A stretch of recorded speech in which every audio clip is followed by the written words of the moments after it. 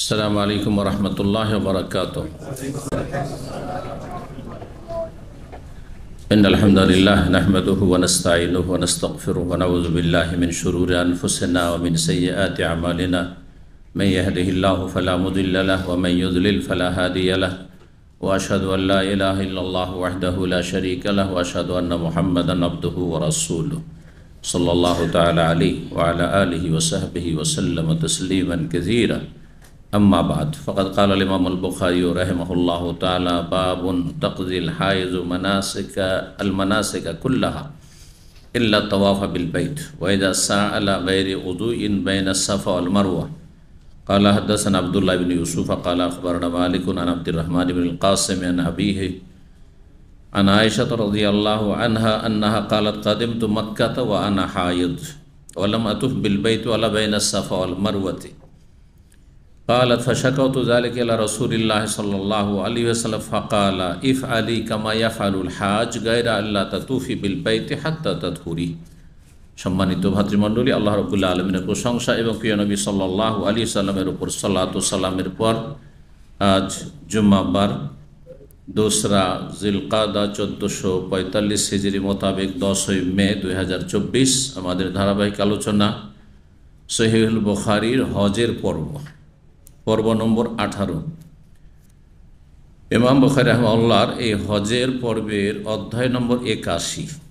এতে বলছেন ইমাম বুখারী রাহিমাহুল্লাহ যে ঋতুবতী মহিলা যদি হজের সময় চলে আসে তাহলে এহরাম থেকে শুরু করে সমস্ত কাজ করতে পারবে, শুধুমাত্র একটি কাজ ছাড়া, তা হচ্ছে বাইতুল্লাহর তওয়াফ করা। এমনকি সাফা মারওয়া সাই করতে পারবে, কিন্তু সাফা মারওয়া সাই বাইতুল্লাহর তওয়াফ ছাড়া হয় না। শুধু সাফা মারওয়া সাই করে নিল, বাহির ভিতর থেকে মসজিদ হারামে ঢুকে নয়, ঢোকা জায়েজ নয়। যেমন বাইতুল্লাহর তওয়াফ জায়েজ নয়, তেমন মসজিদের মধ্যে প্রবেশ করাও মাসিক অবস্থায় জায়েজ নয়। এ কথাটি আরও একটু জোর দিয়ে এই জন্য বলছি যে আজকাল কিছু মহিলারা যারা দিন চর্চা করছে বিভিন্ন দেশে, বিশেষ করে পশ্চিমা দেশে, তারা ওইসব দেশে জুমার খুতবা শোনার জন্য ব্যবস্থা আছে, অথবা কিছু আরব দেশেও জুমার খুতবাতে বা জুমাতে মহিলাদের জন্য ব্যবস্থা আছে। এরা মাসিক অবস্থায় খুতবা শোনার জন্য চলে যাচ্ছে। যদি মসজিদের ভিতরে বসে তাহলে হারাম বসে, জায়েজ নয়। মসজিদের সংলগ্নে, মসজিদের পাশে যেসব রুমগুলি আছে, ক্লাসরুম অথবা এমনি অফিস ইত্যাদি, বা বিশেষ রুম তৈরি করা আছে ঋতুবতীদের জন্য, তাহলে জায়েজ। কিন্তু মাসিক অবস্থায় মহিলাদের মসজিদে অবস্থান করা জায়েজ নয়। তো সাফা মারওয়ার সাই আলাদাভাবে হয় না, এটা আর একটি মাসলা মনে রাখতে হবে। অর্থাৎ কেউ যদি মনে করে যে এখন তওয়াফে খুব ভিড় আছে, তো আগে সাইটা সেরে নিই, আর পরে যখন একটু ভিড়টা হালকা হবে তখন তওয়াফ করবো, হবে? উমরা তো হবে না, হজ হবে না, জায়েজ না। কিন্তু ধরেন তওয়াফ করা হয়েছে, তওয়াফ করা শেষ হয়ে গেছে, তারপরে মাসিক চলে এসছে, এখন সাফা মারওয়া সাই করে নিতে পারে। তাদের মসজিদ থেকে বেরিয়ে গিয়ে আর তারপরে সাফা মারওয়া সাই করে বাহির দিয়ে চলে যাবে। অনেক সময় হোটেল বা আপনার রাস্তা উল্টো দিকে থাকে, যার ফলে তওয়াফ সাই করে মারওয়া থেকে আবার হারামের ভিতর দিয়ে আমরা আসি। আমি বেশিরভাগ এটাই করি, কারণ বাহিরের দিক দিয়ে ভিড়ও বেশি, আর বাহিরের দিকে আসে অনেক লম্বা চক্কর দিতে হয়, ঘুরতে হয়। মারওয়া কোথায়? মারওয়া, আপনারা তো মারওয়ার দিক থেকে যাচ্ছেন, এই জন্য আপনাদের জন্য আবার সুবিধা। যারা বাসে যাচ্ছেন আর এই সুলাইমানিয়া বা মোয়াল্লাতে থাকছেন তো সুবিধা, তাই না, যে হোটেলে দিয়ে বেরিয়ে গেলেন। কিন্তু আমি বেশিরভাগ ধরেন থাকি মিসফালার দিকে অথবা এই আজিয়াদের দিকে, তাহলে উল্টো দিকে থাকি। হয় আমাকে কিং আবদুল্লাহ গেটে আসতে হবে না, কিং ফাহাদ গেটে, নয় কিং আবদুল্লাহর গেটে। অনেক সময় জারওয়াল ওই দিকে থাকি, তাহলে কিং আবদুল্লাহ গেটে যেতে হবে, তাহলে একেবারে উল্টো দিকে। তখন ঘুরে রাস্তা তো অনেকটা ঘোরা হবে, আর হয়রানিও, আর রোদও, গরমও। ভিতর মসজিদের ভিতর দিয়ে চলে আসলাম। মহিলা মানুষ যদি মাসিক চলে আসে, তো বাইতুল্লাহর তওয়াফ করার পরে মাসিকটা এসছে, তাহলে সাফা মারওয়া সাই তো করতে পারবে, কিন্তু আর মসজিদ হারামের ভিতরে ঢুকবে না। জি, তো বলছেন ইমাম বুখারী রাহিমাহুল্লাহ বাবুন, এই অধ্যায় হচ্ছে তাকযিল হায়জু আল মানাসিকা কুল্লাহা, ঋতুবতী মহিলা যাবতীয় হজ ওমরার ইবাদত বন্দেগী পালন করতে পারবে, সম্পন্ন করতে পারবে। কাজা ইয়াকজি মানে সম্পন্ন করা, কাজা মানে পরে পুরা করা। এটাকে আমরা সাধারণত আমাদের ভাষায় কাজা বলি। জোহর কাজা করলাম, তাই না? আসর কাজা করলাম, তার মানে কি? টাইম পার হয়ে যাওয়ার পরে পুরা করা। এটা হচ্ছে ফিকহের পরিভাষা এবং আমাদের পরিভাষা। কিন্তু আরবিতে কাজার বিভিন্ন অর্থ হয়, তার মধ্যে একটি হচ্ছে শুধু আদায় করা। কাজা মানে আদায় করা। যেমন কাজাউদ্দাইন, আরবিতে ঋণ পরিশোধ করাকে কি বলে? কাজাউদ্দাইন, ঋণ পরিশোধ করা। তো ঋণের কাজা করা মানে এমন, মানে টাইম পার হওয়ার পরে যে 6 মাস বেঁধে দিয়েছেন, তারপরে 6 মাস বেঁধে দেয়, 6 মাসে ভাই দিয়ে দেবো, 6 মাস পর দিয়ে দেবো, বা 6 মাসে দিয়ে দেবো। আপনি 1 মাসে বা 10 দিনে দিয়ে দিচ্ছেন, হ্যাঁ, তো আদায় করছেন তো, এটা টাইমের ভিতরেই দিচ্ছেন আপনি। তারপর আরবিতে কাজা উদ্দাইন। তাহলে কাজা মানে শুধু টাইম পার হওয়ার পরে কাজা করা নয়, কাজা মানে ইতমামও হয়। জি, ফাইজা কজিয়াতিস সলাত, আল্লাহ কোরআনে বলছেন জুমার সলাত সম্পর্কে, যখন জুমার সলাত শাব্দিক অর্থ যদি করি দেশীয় অর্থ, তাহলে যখন জুমার সলাত কাজা করা হবে। তো জুমার সলাতের কিসের কাজা? জুমার সলাতের কাজা আছে? জুমা ছুটে গেলে জোর, তাই না? তাহলে ফাইজা কজিয়াতিস সলাত মানে জুমার সলাত যখন সম্পূর্ণ করা হবে। উদ্দিয়াতিস সলাত, অতিম্মাতিস সলাত, সলাতুল জুমা, জুমার সলাত যখন সম্পূর্ণ হয়ে যাবে, শেষ, তখন মসজিদে বসে থাকা আবশ্যক না আপনার জন্য। কাজ কাম নেই, বসে থাকার মসজিদে। আর যদি কাজ থাকে, এলেম শেখা থাকে, যান ইসলামের সাথে এলেম শেখেন। আর যদি রুজি রোজগার করা থাকে, চলে যান ফান্তাশিরু ফিল আরদি, আল্লাহর জমিনে তোমরা ছড়িয়ে পড়ো। ওয়াবতাগু মিন ফাদলিল্লাহ, আল্লাহর অনুগ্রহ, আল্লাহর রুজি তলাশ করতে থাকো। তবে সেখানে কি আল্লাহ থেকে গাফিল হয়ে যাও না, হারাম কাজে লিপ্ত হয়ে যাও না, আর হারাম ব্যবসা শুরু করে দিও না, আর বেঈমানি আত্মসাৎ করিও না। ওয়াজকুরুল্লাহ কাসীরা, মাঠে ময়দানে গিয়ে দোকানপাটে গিয়ে আল্লাহকে বেশি বেশি স্মরণে রাখিও, তাহলে পাপ হবে না। কত সুন্দর কথা কোরআনে কারীমের, সুন্দর ধারাবাহিকতা। মসজিদের ভিতরে শুধু নেই এমন কথা নেই, ওয়াজকুরুল্লাহ কাসীরা, দোকানপাটে, মাঠে ঘাটে, ডিউটিতে, সেখানে আল্লাহকে বেশি বেশি স্মরণে রাখো, তাহলে অন্যায় কাজ হবে না। তো যে কথা বলছিলাম যে তাকজিল হায়েজ ও ঋতুবতী মহিলা সম্পন্ন করবে এখানে তাকজি কাজায়াত জীবনে। আরবিতে কাজার মানে হচ্ছে নির্দেশ দেওয়া, কাজার মানে চূড়ান্ত ফয়সালা করা, কাজা মানে বিচার করা। এই জন্য বিচারপতিকে আরবিতে কি বলা হয়? কাজী বলা হয়। চূড়ান্ত ফয়সালা, ওয়াকদি আল আমর, চূড়ান্ত ফয়সালা করা হয়েছে কোরআনে কারীমে রয়েছে। লিয়াকদি আল্লাহ আমরান কানা মাফুলা, আল্লাহ যা করতে চেয়েছেন সেটা চূড়ান্ত পর্যায়ে পৌঁছাতে চেয়েছেন আল্লাহ রাব্বুল আলামিন। জি, বাস্তবায়ন। ওয়াকাদা রব্বুকা আল্লাহ তা'বুদু, মানে আল্লাহ কি ফয়সালা করেছেন, বলবেন না আল্লাহ কাজা করেছেন, আল্লাহ সম্পূর্ণ করেছেন, কোন অর্থ চলবে? ওয়াকাদা রব্বুকা মানে আল্লাহ রব তোমাদেরকে নির্দেশ দিচ্ছেন, কড়া নির্দেশ, চূড়ান্ত নির্দেশ দিচ্ছেন, আল্লাহ তা'বুদু, কারো ইবাদত করবে না, ইল্লা ইয়াহু, একমাত্র তাঁর ছাড়া, শিরক মুক্ত জীবনযাপন করবে। দরগা দুর্গা কোনো কিছুই যেন না থাকে তোমার আকীদা, বিশ্বাস, আমলে, কথাতে। আল্লাহ তা'বুদু ইল্লা ইয়াহু ওয়া বিল ওয়ালিদাইনি ইহসানা, এবং আল্লাহ নির্দেশ দিচ্ছেন যে পিতামাতার সাথেও সদাচরণ করবে, ইহসান করবে। কাজা মানে এখানে আমারা। তো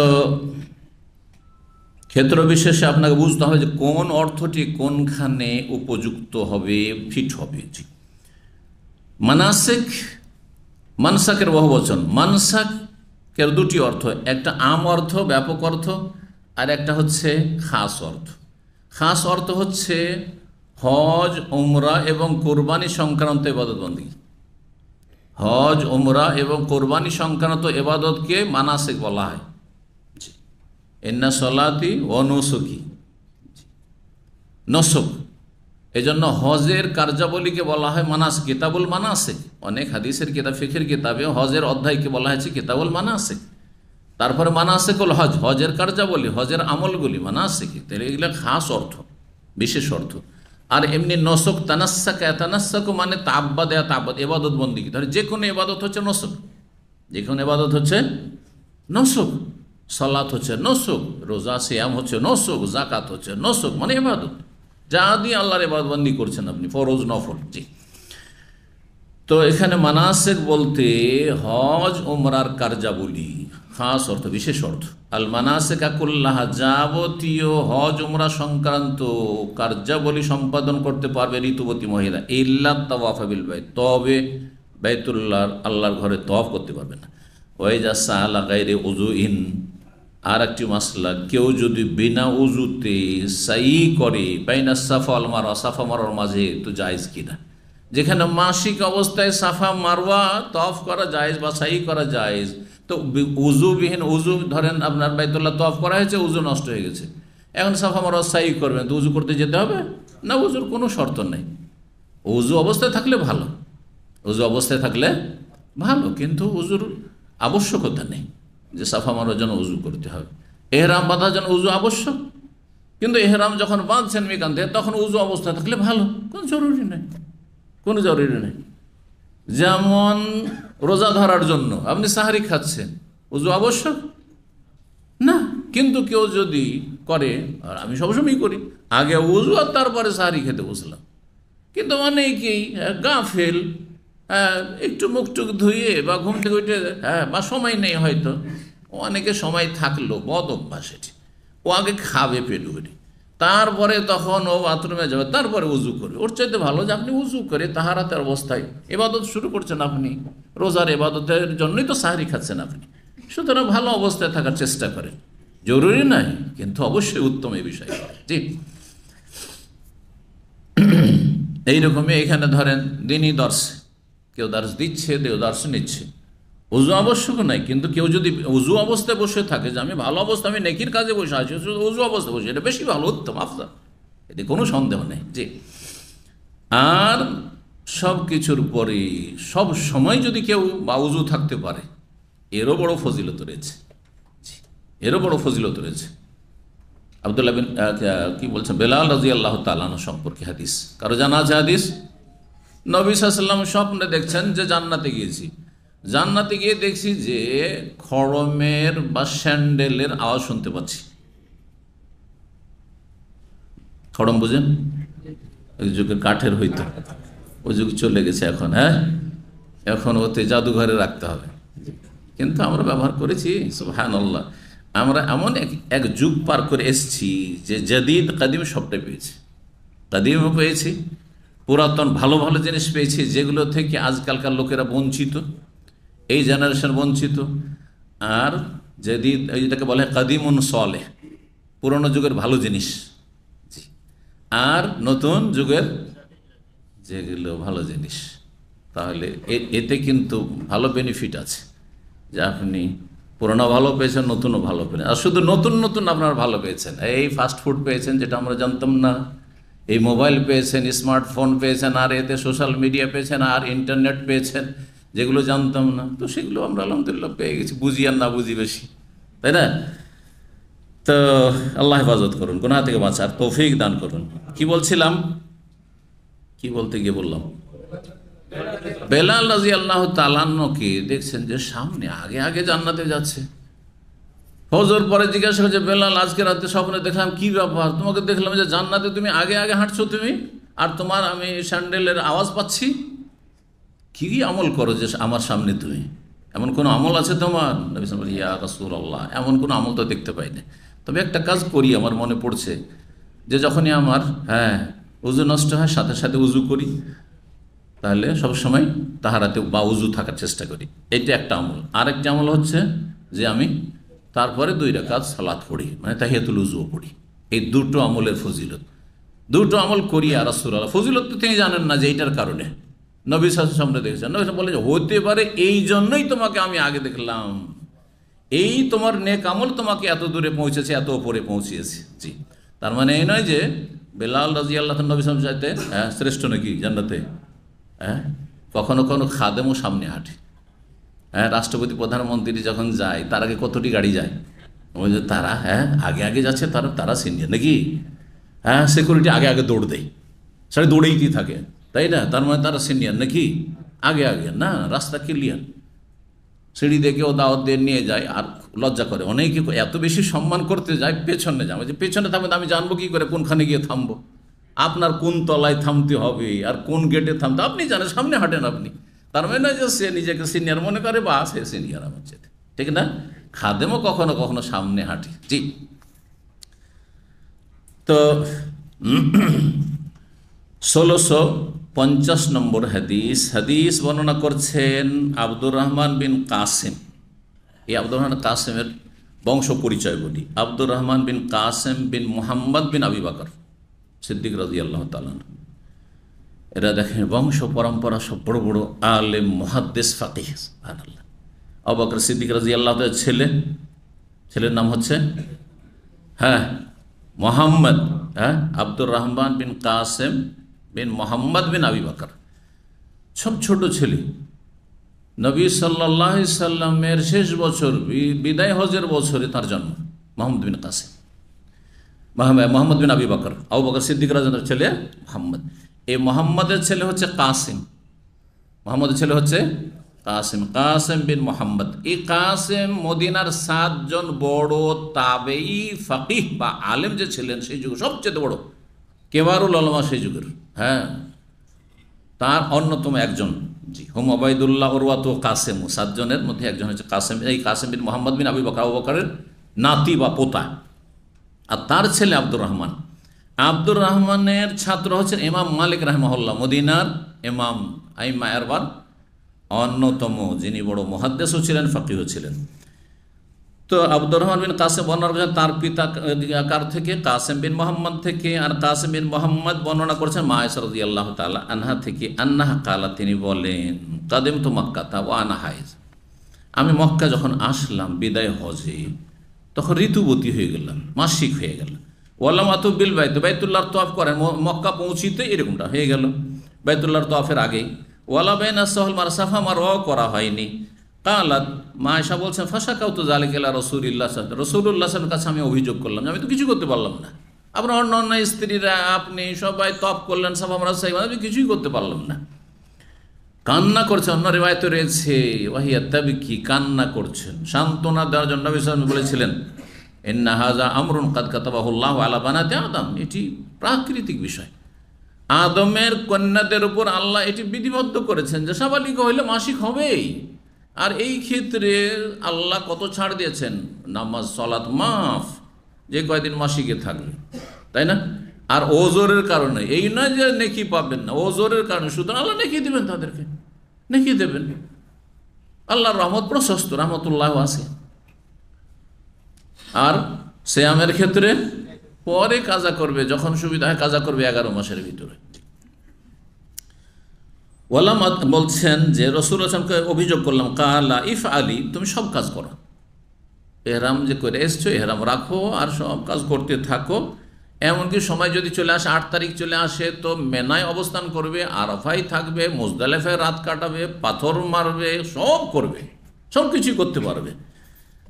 কামা ইয়াফালুল হাজ, যেমন অন্য অন্য হাজিরা করে তা সব করবে। গায়রা, ব্যতীত, গায়র মানে ব্যতীত। কি ব্যতীত? আল্লাহ তাতুবিল বাইত, বাইতুল্লাহর তওয়াফ ছাড়া, বাইতুল্লাহর তওয়াফ ছাড়া সব কাজ করবে। কতক্ষণ পর্যন্ত বাইতুল্লাহ তওয়াফ করতে পারে? হাত্তা তাথুরি, যতক্ষণ পাক পবিত্র না হয়ে যাবে। পাক পবিত্র হওয়া মানে মাসিক বন্ধ হওয়ার পরে গোসল করা, শুধু মাসিক বন্ধ হওয়া নয়। এই ক্ষেত্রে কিছু মাযহাবে ভুল ফতোয়া আছে যে স্ত্রীর মাসিক বন্ধ হয়ে গেলেই সহবাস জায়েজ না, মোটেই না, জায়েজ না। বরং মাসিক বন্ধ হওয়ার পরে গোসল করতে হবে মাসিকের নাপাকি থেকে, তারপরে সহবাস জায়েজ। এই ফতোয়ার ক্ষেত্রে অনেক স্বামী অনেক স্ত্রী ভুল করে, কারণ কোরআনে কারীম আল্লাহ কি বলেছেন? ওয়াসআলুনাকা আনিল মাহিদ কুল হুয়া আযান ফাতাজিলুন নিসা ফিল মাহিদ ওয়ালা তাকরাবুহুন্না, হায়েজের অবস্থায় তোমরা দূরে থেকো স্ত্রী থেকে, তাদের কাছে যাবে না। হাত্তা ইয়াতহুরনা, যতক্ষণ পর্যন্ত তারা পাক পবিত্র না হয়েছে। ইয়াতহুরনা দেখেন এখানে বললেন, আরবি গ্রামার। ফায়দা তাতাহারনা, ফায়দা তাহরনা বললেন না। তাহরনা যদি বলতেন মাসিক বন্ধ হওয়া হইতো। তাতাহারনা, যখন পবিত্রতা অর্জন করে নেবে। তাতাহারা মানে পবিত্রতা অর্জন করা। তো পবিত্রতা অর্জন করা মানে গোসল করা, গোসল ফরজে আছে, গোসল করার পরে সহবাস হইতে হবে। এই ক্ষেত্রে বহু মানুষ এই গুনাহ করে থাকে, মাসলা না জানার কারণে, অজ্ঞতার কারণে বা ভুল মাসলা জানা আছে যার ফলে। সুতরাং যাদের এরকম ভুল হয়েছে তওবা করুন, আল্লাহ মাফ করুন এবং আগামীতে সতর্ক সাবধান থাকুন। 1651 নম্বর হাদিস বর্ণনা করছেন জাবের ইবনে আব্দুল্লাহ রাদিয়াল্লাহু আনহু قال আহাল্লা নবী সাল্লাল্লাহু আলাইহি ওয়াসাল্লাম বিল হজ। নবী সাল্লাল্লাহু আলাইহি ওয়াসাল্লাম এবং তার সাহাবায়ে কেন হজের তালবিয়া পাঠ করলেন। ইহলাল মানে উচ্চ স্বরে তালবিয়া পাঠ করা, হ্যাঁ, আওয়াজ উঁচা করা। ওয়ালাইসা মা আহাদিন মিনহু হাদি, যারা সাহাবায়ে কেরাম ছিলেন তাদের সাথে কোরবানির পশু ছিল না, গায়রান নবী সাল্লাল্লাহু আলাইহি ওয়াসাল্লাম, একমাত্র নবী সাল্লাল্লাহু আলাইহি ওয়াসাল্লাম ছাড়া। নবী সাল্লাল্লাহু আলাইহি ওয়াসাল্লাম কোরবানির পশু মদিনা থেকে নিয়ে গেছিলেন সাথে। ওয়া তালহা, এবং তালহা বিন ওবাইদুল্লাহর কাছে কোরবানি পশু ছিল। ওয়াকাদেমা আলী মিনাল ইয়ামান, আলী রাদিয়াল্লাহু তাআলা তার আগে ইয়ামানে পাঠিয়েছিলেন, তাকে দায়িত্বশীল করে গভর্নর করে মুআজকে পাঠিয়েছিলেন, তারপর আলীকে পাঠিয়েছিলেন। তো আলী রাদিয়াল্লাহু তাআলা ইয়ামান থেকে আসলেন, জানলেন যে নবী সাল্লাল্লাহু আলাইহি ওয়াসাল্লাম হজ মৌসুমে হজ করতে আসছেন, 10ম হিজরিতে তিনি আসলেন। তারপরে বলছেন মাহু হাদি, ইয়ামান থেকে তিনি কুরবানি পশু সাথে নিয়ে এসেছেন, মানে সেম নবী সাল্লাল্লাহু আলাইহি ওয়াসাল্লামের মতো ঘটনা। আর তলবিয়াতে নিয়ত কি করেছেন যে আল্লাহ আমার হজ হচ্ছে নবী সাল্লাল্লাহু আলাইহি ওয়াসাল্লামের হজের মতো, নবী যেটা হজ করবেন সেই হজ আমি করব। তো নবী সাল্লাল্লাহু আলাইহি ওয়াসাল্লাম বললেন আমি তো কেরান করতে হবে, কারণ আমি তো হালাল হইতে পারবো না, কুরবানির পশু সাথে আছে, তোমার সাথে কুরবানির পশু আছে, সুতরাং অবস্থা একই রকমের, আর নিয়ত আমার নিয়ত, সুতরাং তুমি কেরান করো। আলী রাদিয়াল্লাহু তাআলা আনহু কেরান করেছিলেন।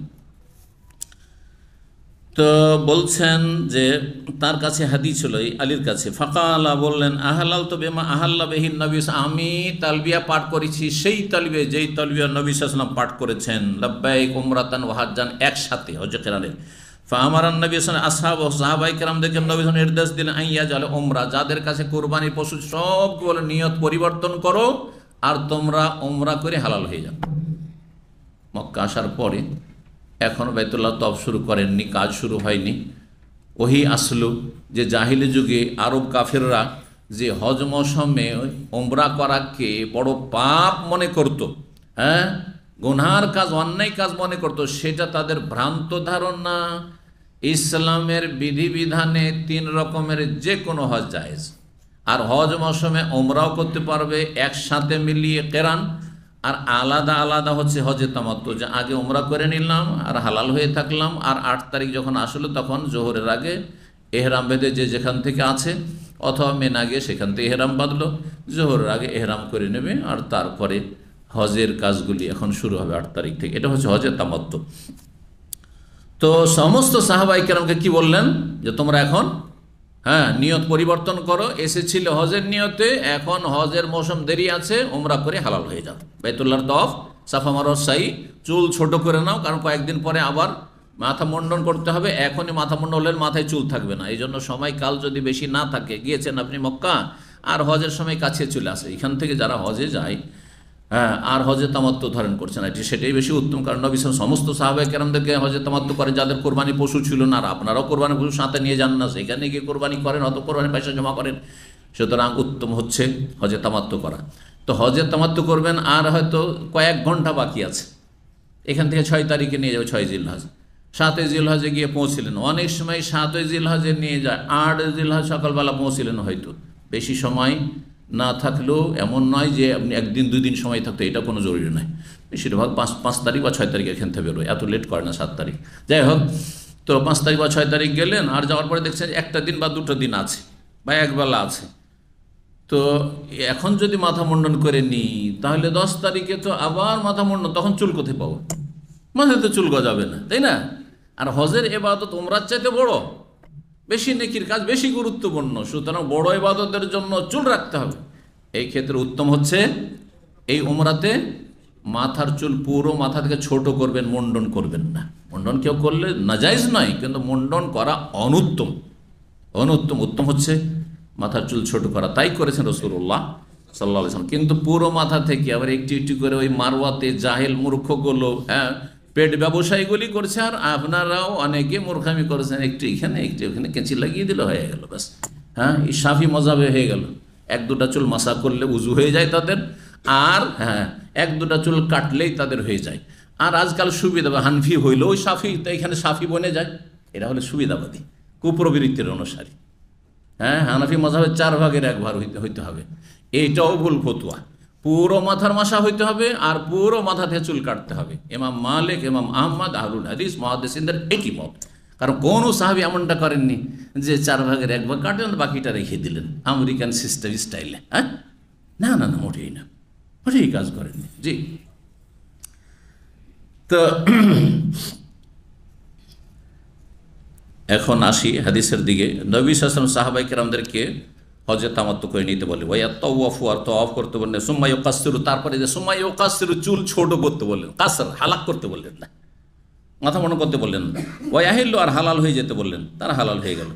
ইল্লা মান কানা মাহুল হাদিয়ু, যার সাথে কোরবানির পশু ছিল, ফাকালু, তারা কিন্তু হালাল হইতে পারবে না, 10 তারিখে সব কাজ সেরে হালাল হবে।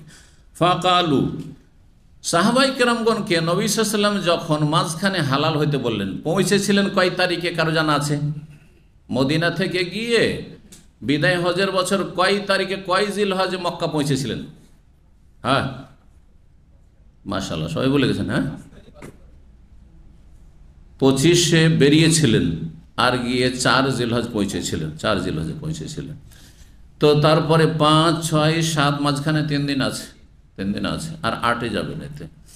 তো এই সময়, এই অল্প সময়ের জন্য, এই যে সময়টা হালাল হয়ে গেলেন, আর অধিকাংশ সাহাবায়ে কেরামদের সাথে তাদের পরিবার ছিল, স্ত্রী ছিল, স্ত্রী সহবাস জায়েজ না জায়েজ নয়? জায়েজ নয়, জায়েজ। এখন সাহাবায়ে কেরামগণ, হ্যাঁ, ইবাদত বন্দেগী, মন মানসিকতা এত বেশি, দেখেন কখনো কখনো সীমা লঙ্ঘন করলে মানুষের ভুল হয়ে যায়। নবী সাল্লাল্লাহু আলাইহি ওয়াসাল্লাম বলছেন তোমরা ফুল হালাল হয়ে যাও, একেবারে আলাদা তোমাদের উমরা হয়ে গেল। আর তারা তখন চিন্তা করতে লাগলেন ভয়ে ভীত যে আরে এটা আমাদের কাজটা ঠিক হইল, হ্যাঁ, আমরা 8 তারিখে যাব, কোথায়? হ্যাঁ, হজে যাব, আর আমরা স্ত্রী নিয়ে আমোদ ফুর্তি করব, এটা কেমন হয়, কেমন হয়? কারণ জাহিলি যুগ থেকে কিন্তু মগজে ঢুকে আছে, যে ভুল মেসেজ ঢুকে আছে, কি যে হজ মৌসুমে কি করা যাবে না, ওমরা করা যাবে না। তো জাহিলি যুগের কুসংস্কার উঠাইতে কত যে কষ্ট লাগে জান। যারা সহি আকীদার দাবিদার তাদের সমাজে আর বলেন যে ইসলামী তরিকায়, সুন্নতি তরিকায় বিয়ে শাদী হবে, মেলাগুলো ক্ষেত্রে বাপদাদার তরিকা মানবে, সুন্নতি তরিকা মানতে রাজি হবে না। এটা কেমন হলে? একটিও বরযাত্রী নেবে না, ঠিক আছে আমরা 100টা পাঠাবো না, 50টাও পাঠাবো না, 10-20টা, তো এটা সামাজিকতা তো আছে, অথচ আহলে হাদিস। কথা বুঝতে পেরেছেন? তাহলে পুরোপুরি কুসংস্কার থেকে মুক্ত হইতে পারছেন না। তারপরে বাপদাদা 14 পুরুষ থেকে মেয়েকে কবুল করা চলে আসছে। অনেক আহলে হাদিস সমাজে এই কুসংস্কার আছে, এই বিদাত আছে। আর এটা কেমন হলো? বিয়ে হইলো, মেয়েটাকে কবুল করা হলো না, কেমন বিয়ে হইলো? চিন্তা করছেন আপনি? অজ্ঞতার কারণে। কত আর বয়ান করবো? এইরকম বহু ক্ষেত্রে আছে। এমনি মুখে দাবিদার যে আমি সহি আকীদার অনুসারী, আমরা আহলে হাদিস, আমরা সালাফি আকীদা বিশ্বাসী, কিন্তু সালাফে সলিহিনের তরিকে সব ক্ষেত্রে আসাটা কঠিন লাগছে, কষ্ট লাগছে, কারণ সমাজের বিরোধিতা করতে হচ্ছে। হ্যাঁ, মেলা ঝড় তুফান আসতে পারে। হ্যাঁ, এসছে বিয়ে করতে, পান সুপারি নিয়ে আসেনি, হ্যাঁ, আর বাতাসা নিয়ে আসেনি। বাতাসা বুঝেন? এক যুগে বাতাসার যুগ ছিল, আমাদের যুগটা এখন আর কিছু হয়তো শুরু হয়েছে, এখন একটু পয়সা হয়েছে, একটু খেজুর করে দেশেও পাওয়া যাচ্ছে, খেজুর কোরমা, খেজুর শুরু হয়েছে। আরে এইগুলো নাকি ওই ছেলে পক্ষকে নিয়ে আসতে হবে। কোথায় পেলে এসব কথা? কোথায় পেলে এসব যে পান খাওয়াবে সবকে বসে বসে? হ্যাঁ, আর তার সাথে জর্দা, হারাম জর্দাও খাওয়াবে, আর পানের অপচয় করবে। কোথায় পেলে এগুলো? এগুলো থেকে মুক্ত হইতে পারেনি। আমি একজন বড় শাইখুল হাদিসের বাড়িতে আমার এক ভাইয়ের বিয়ে দিচ্ছি, তার মেয়ের সাথে। আজকে থেকে কতদিন আগে, প্রায় আমি তখন মদিনায়, 30 বছর কাছে আসছে, মানে 30 বছর বেশি হয়ে গেল, কি 31-32। তো ওনাকে বললাম, আর আমার ওস্তাদও তিনি এক সময়ের, আর 40 বছর 50 বছর ধরে বুখারী পড়াচ্ছেন অলরেডি। তো তাকে বললাম রাহিমাহুল্লাহ যে দেখেন, পান সুপারি কিন্তু আসবে না, পান সুপারি আসবে না। কথা বুঝতে পেরেছেন? তো বলছে বাবা ঠিক আছে, পান সুপারি না আসবে না, কমপক্ষে বাতাসাটা নিয়ে আসবে। কারণ সমাজ আছে, একটু মুখ মিষ্টি না করলে সমাজ সমালোচনা করবে। একজন সেগুলো যে সমালোচনার ভয় করে, আর আমি এমন ব্যক্তি যে সমালোচনার ভয় ওই ছাত্র জীবন থেকে করি না, যার ফলে সবাই বলে সবাই শুধু দোষই ধরে বেড়ায়, আর সমালোচনা হইতেই থাকে, আর গাল খেতেই থাকি, তাই না? বুঝতে পেরেছেন? আর বলে দিলাম যে মেয়েকে কিন্তু কবুল করবো না, আপনার গ্রামও আছে আমার গ্রামও আছে, মেয়েকে কিন্তু কবুল করাবো না। এটা শুরু করছি। হ্যাঁ, আমার বাপ দাদা করেছে, অজ্ঞতার কারণে করেছে, সেই যুগে হয়তো জানতো না। আহলে হাদিস, 7 পুরুষ আহলে হাদিস আমি জানি, তারপর এগুলো করেছে, তারা জানতো না। কিন্তু আমি মেয়েকে কবুল করাবো না, আপনার মেয়েকে কবুল করাবো না, কিন্তু ছেলে কবুল করবে। আর আপনি প্রস্তাব দেবেন যেটার নাম ইজাব। আপনি তো জানেন মশলাগুলি, সবইতে হ্যাঁ করতে হচ্ছে, উপায় তো নেই, কারণ কোরআন হাদিসের কথা। কিন্তু বাবা ঝামেলা যেন না হয়, কত ভয় পাচ্ছে, ঝামেলা যেন না হয়। লা হাওলা ওয়ালা কুওয়াতা ইল্লা বিল্লাহ। আমার এক খালাতো ভাইয়ের বিয়ে, তখন আমি মদিনা আসেনি কি জামে সেলফি মনে হয়েছিলাম কিনা, আর আমারই বিয়ে হয়নি, কিন্তু আমি বিয়ের দায়িত্বশীল। আমার বিয়ে হয়নি, আমার খালাতো ভাই 5 বছরের বড়, তার বিয়েতে আমি হচ্ছি মানে 10 জন নিয়ে গেছি, 12 জন নিয়ে মাত্র গেছি। বলছি যে আমরা বরযাত্রী যেহেতু নেব না। আর মেয়ে পক্ষ মাশাআল্লাহ, মেয়ের বাবা এই ক্ষেত্রে খুব মানে এক কথায় পজিটিভ, যে এগুলো মানবে। তো আমরা 10-12 জন নিয়ে গেলাম। 10-12 জন মানুষকে খাওয়ানো কোনো ব্যাপার না, খাওয়াবেন না খাওয়াইলে কোনো দোষের কথা নেই আমাদের, কিন্তু কারণ আমরা ওই মেজাজ নিয়ে গেছি, ইসলামিক মেজাজ নিয়ে, সুন্নতি মেজাজ নিয়ে গেছি।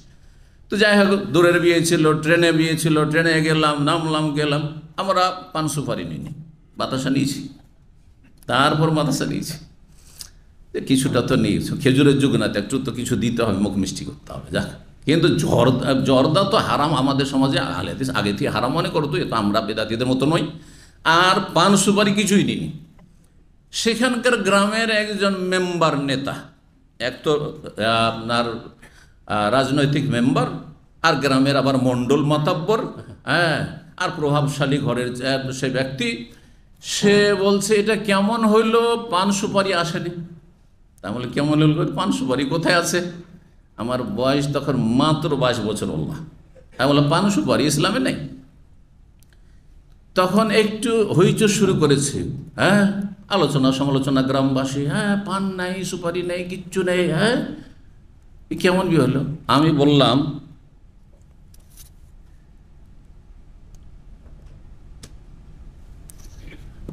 বললাম যে একবারে শক্ত ভাষা, ক্লিয়ার ভাষা, যে বিয়ে দেবেন না দেবেন না এটা বলেন, বিয়ে দেবেন না দেবেন না বলেন। তখন মেয়ের বাবা ভয় পেয়ে গেছে, কারণ মেয়ের বাবা তো সবসময় চিন্তা থাকে যে মেয়েটাকে কোন রকম করে উঠিয়ে দিতে পারি, যাতে করে, তাই না, একটা ভালো ছেলে, দিনদার ছেলে, দাড়িওয়ালা ছেলে পেয়েছি। তো তখন তাড়াতাড়ি বলছে না না না, বিয়েটা পড়িয়ে দেন। আলহামদুলিল্লাহ, যাক। এই মেম্বার আর কোনো সুযোগ পেল না, কিন্তু একটু যদি মেয়ের বাবা বলতো যে হ্যাঁ ওইটা নিয়ে আসতে হইতো, তাহলেও বড় ঝামেলা বেরিয়ে যেত। আমাদের দেশে এইসব নিয়ে বিয়ে ভাঙে সব জাহেল মূর্খ সমাজে। কোথায় আছেন আপনি? আল্লাহ হেদায়েত দান করুন, জাতিকে সংশোধনের তৌফিক দান করুন। তো আরব মুশরিকদের যুগ থেকে যেহেতু মগজে ঢুকে আছে যে হজের মৌসুমে উমরা করবো, এটা কেমন কথা। তারপরে এসছি মক্কায় আল্লাহর ইবাদত করতে, আর স্ত্রী নিয়ে আমোদ ফুর্তি করো, সহবাস করে, এইটা আবার কেমন কথা। তাই সাহাবীরা যাদেরকে হালাল হয়ে যেতে পারে উমরা করে, কোরবানি পশু যেহেতু ছিল না, তারা মন্তব্য করছেন, আপোষে আলোচনা করছেন, বিরোধিতা নয়, কিন্তু আপোষে আলোচনা করছেন, দ্বিধাগ্রস্ত যে কাজটা কি ঠিক করছি। নান্তালে কইলাম মেনা, আমরা মেনাই যাব কয়েকদিন পরে 8 তারিখে। ওয়াজাকারু আহাদানা ইয়াকতুর মানিয়ান, আর আমাদের লজ্জা স্থান, জাকার মানে বুঝেন? কে বুঝে? যে বুঝে হাত উঠাবে। জাকার মানে লজ্জা স্থান, লিঙ্গ, পুরুষ লিঙ্গকে জাকার হচ্ছে পুরুষ লিঙ্গ, আর ফরজ হচ্ছে স্ত্রীলিঙ্গ। ও জাকারও না ইয়াকতুর মানিয়ান, আর আমাদের লজ্জা স্থান দিয়ে মানি প্রবাহিত হইতে থাকবে। তার মানে আমরা সদ্য সহবাস করবো, 7 তারিখে সহবাস, 8 তারিখে রাতে সহবাস করে সকালবেলা আমরা মেনা যাবো। এটা কেমন কথা হইল? এটা কেমন লাগছে যেন, দ্বিধাগ্রস্ত। আপত্তি নয়, কিন্তু ভয়ে ভীত। ফাবালাগা যালিকান নবী সাল্লাল্লাহু আলাইহি ওয়াসাল্লামের কাছে খবরগুলি পৌঁছে গেল যে সাহাবীরা এইরকম দ্বিধাগ্রস্ত, পেরেশানিতে, মানসিক পেরেশানিতে আছে, যেটা কেমন হচ্ছে, ঠিক হচ্ছে। আরে মজার কথা শোনা, আজকে 3-4 বছর আগে এক ভাই আমার মাশাআল্লাহ ফলোয়ার, অনুসারী, আলোচনা শুনে তো টেলিফোন করছে মক্কা থেকে। মক্কায় 15 দিন হয়ে গেছে, তওয়াফ সাই করে, উমরা করে, হালাল হয়ে বসে আছে 15 দিন ধরে, আর তার সাথে স্ত্রী আছে, এখন পর্যন্ত স্ত্রীকে টাচ করেনি, মানে সহবাস করেনি। তো সে এত ভয়ভীত আছে, জিজ্ঞাসা করছে আমাকে টেলিফোনে যে শেখ আমাদের তো আরও মেলা দিন বাকি, মানে এই প্রথম দ্বিতীয় ফ্লাইটে হয়তো চলে এসছে, এখনও প্রায় মাসখানেক বাকি, আমার সাথে স্ত্রী আছে, তো আমি কি সহবাস করতে পারবো? কথা বুঝতে পেরেছি, আমি কি সহবাস করতে পারবো? আমি বলি খুব পারবেন, খুব পারবেন। আপনি 8 তারিখ এহরাম বাঁধার আগ পর্যন্ত আপনি সহবাস করতে পারবেন। তো এখনও এমন মানুষ আছে যারা দ্বিধাগ্রস্ত এইসব বিষয় নিয়ে, যেহেতু মাসলা জানে না বা এবাদতের মন মানসিকতা এসছে, এখানে আবার স্ত্রী কি, স্ত্রী কি। তো যতক্ষণ আল্লাহ জায়েজ করেছেন জায়েজ, আর যখন না যে এহরাম লাব্বাইক হজ্জান বললেন, লাব্বাইক উমরান, হারাম হয়ে গেল, হারাম হয়ে গেল। নবী সাল্লাল্লাহু আলাইহি সাল্লাম জুলহুলাইফাতে গিয়ে রাত যাপন করেছেন, সহবাস করেছেন, সবগুলি স্ত্রীর সাথে দেখা সাক্ষাৎ করেছেন, আর তারপরে গোসল করেছেন সকালবেলা এহরাম বেঁধে মিকাতেও। তাহলে মিকাতে গিয়েও কেউ যদি হোটেল নিয়ে নেয় যে 2-4 ঘন্টা থাকি এখানে, আর এগুলো স্বামী স্ত্রী মিলন হয়ে যাক, আর তারপরে এহরাম বাঁধবো, কোনো দোষের কথা হইল? এহরাম বাঁধার আগ পর্যন্ত, এহরাম বাঁধার আগ পর্যন্ত আপনি যা করবেন, হ্যাঁ, যা জায়েজ তা জায়েজ। জি, নবী সাল্লাল্লাহু আলাইহি ওয়াসাল্লামের কাছে এই সংবাদ যখন পৌঁছিল, বললেন লাউ ইস্তাকবালতু মিন আমরি, এত তোমরা ভয়ে ভীত বা দ্বিধাগ্রস্ত কেন? আমি যদি জানতে পারতাম, মাস্তাদবার, তো যা পরে জানলাম, আগে যদি জানতে পারতাম যা পরে জানলাম। কারণ নবী সাল্লাল্লাহু আলাইহি ওয়াসাল্লামও, হ্যাঁ, বংশ পরম্পরা আগের তরিকাই হজে এসছেন, যে হজ মৌসুমে ওমরা করা চলবে না, সেই জন্য সাহাবীরা সবাই কি এসছে, হজের নিয়তে এসছে। যদি এই ওহিটা মক্কায় না এসে যদি মদিনাতে থাকাকালীন চলে আসতো, জুলহুলাইফাতে মিকাতে এহরাম বাঁধার আগে চলে আসতো, তাহলে আমি কোরবানির পশু নিয়ে মদিনা থেকে আসতামই না, তোমাদের মতো হয়ে আসতাম, আর আমিও ওমরা করে হজে তামাত্তু করে হালাল হয়ে যেতাম, আর তারপরে স্বামী স্ত্রী মিলন করতাম। কিন্তু আমাকে তো এহরামে থাকতে আমি বাধ্য, কারণ আমার সাথে কোরবানির পশু আছে। তার বোঝা গেল এই অংশ দিয়ে আকীদার একটি গুরুত্বপূর্ণ বিষয়, যে নবী সাল্লাল্লাহু আলাইহি ওয়াসাল্লাম আলেমুল গায়ব ছিলেন না, ছিলেন। নবী অদৃশ্যের খবর জানতেন না, ভবিষ্যৎ জানতেন না, ভবিষ্যৎ একটু খবর ছিল না যে এখান থেকে যাচ্ছি কোরবানির পশু নিয়ে, এই জন্য যে আমরা হজ মৌসুমে শুধু হজ করব, উমরা তো করব না, আর তারপরে মক্কা গিয়ে ওহী চলে আসবে, আর আল্লাহ বলবেন যে তোমরা উমরা করে হালাল হয়ে যেতে পারো আর হজ্জে তামাত্তু করতে পারো, এটা জানাই ছিল না নবী সাল্লাল্লাহু আলাইহি ওয়াসাল্লামের। তাহলে কেমন করে তিনি আলেমুল গায়ব হলেন? আমাদের সমাজে যারা নিজেদেরকে হানাফি, আহলে সুন্নাত, সুন্নি বলে, আর তাদের নাম হচ্ছে বেরেলভি, নিজেদেরকে রেজভিও বলে, যারা যেই নামে চেনেন, কিন্তু নিজে তারা গর্বের সাথে সমস্ত শিরক কুফরি মাজার পূজা করে নিজেদেরকে বলে, হ্যাঁ, কি সুন্নি বা আহলে সুন্নাত ওয়াল জামাত, ওরাই নাকি। তারা মুসলিমদেরকে ভারত, বাংলাদেশ, পাকিস্তানে 2 ভাগে ভাগ করে, সুন্নি আর ওয়াহাবি। এই জন্য বাংলাদেশে অনেক জায়গায় বা ইন্ডিয়াতে আপনাকে জিজ্ঞাসা করবে জাহিল মূর্খরা যে আপনি সুন্নি না ওয়াহাবি, এটা বলবেন যে আপনি হানফি না শাফি না মালিকি না হাম্বলি না আহলুল হাদিস, ওসব পাত্তাই নেই ওদের কাছে, খবরই নেই। শুধু কি জানে, একটা সুন্নি তারা জান্নাতি, আর ওয়াহাবি এরা লাহাবি, আবু লাহাবের দল, নাউজুবিল্লাহ, এটাই বিশ্বাস তাদের। হ্যাঁ, এই গুমরাহি বিশ্বাস রাখে তারা, এবং বড় বড় শিরকি কুফরি আকীদায় লালন করে তারা ভ্রান্ত ইসলাম পালন করে। কখনো এটা দিয়ে আল্লাহর কাছে যাওয়া যাবে না, জান্নাতের কাছে যাওয়া যাবে না। আল্লাহ একমাত্র আলেমুল গায়ব, আল্লাহর কোনো গুণে সেফাতে কাউকে যদি শরীক করেন, মানে আল্লাহও অদৃশ্যের খবর রাখেন আর নবীও আলেমুল গায়ব, তিনি অদৃশ্যের খবর রাখেন, তাহলে আল্লাহর সমকক্ষ সমতুল্য বানিয়ে দেন বা আল্লাহর গুণ তার মধ্যে দিয়ে দিলেন, সুতরাং আপনি বড় মুশরিক, বড় মুশরিক, ইসলামের গণ্ডি থেকে বেরিয়ে গেলেন আপনি।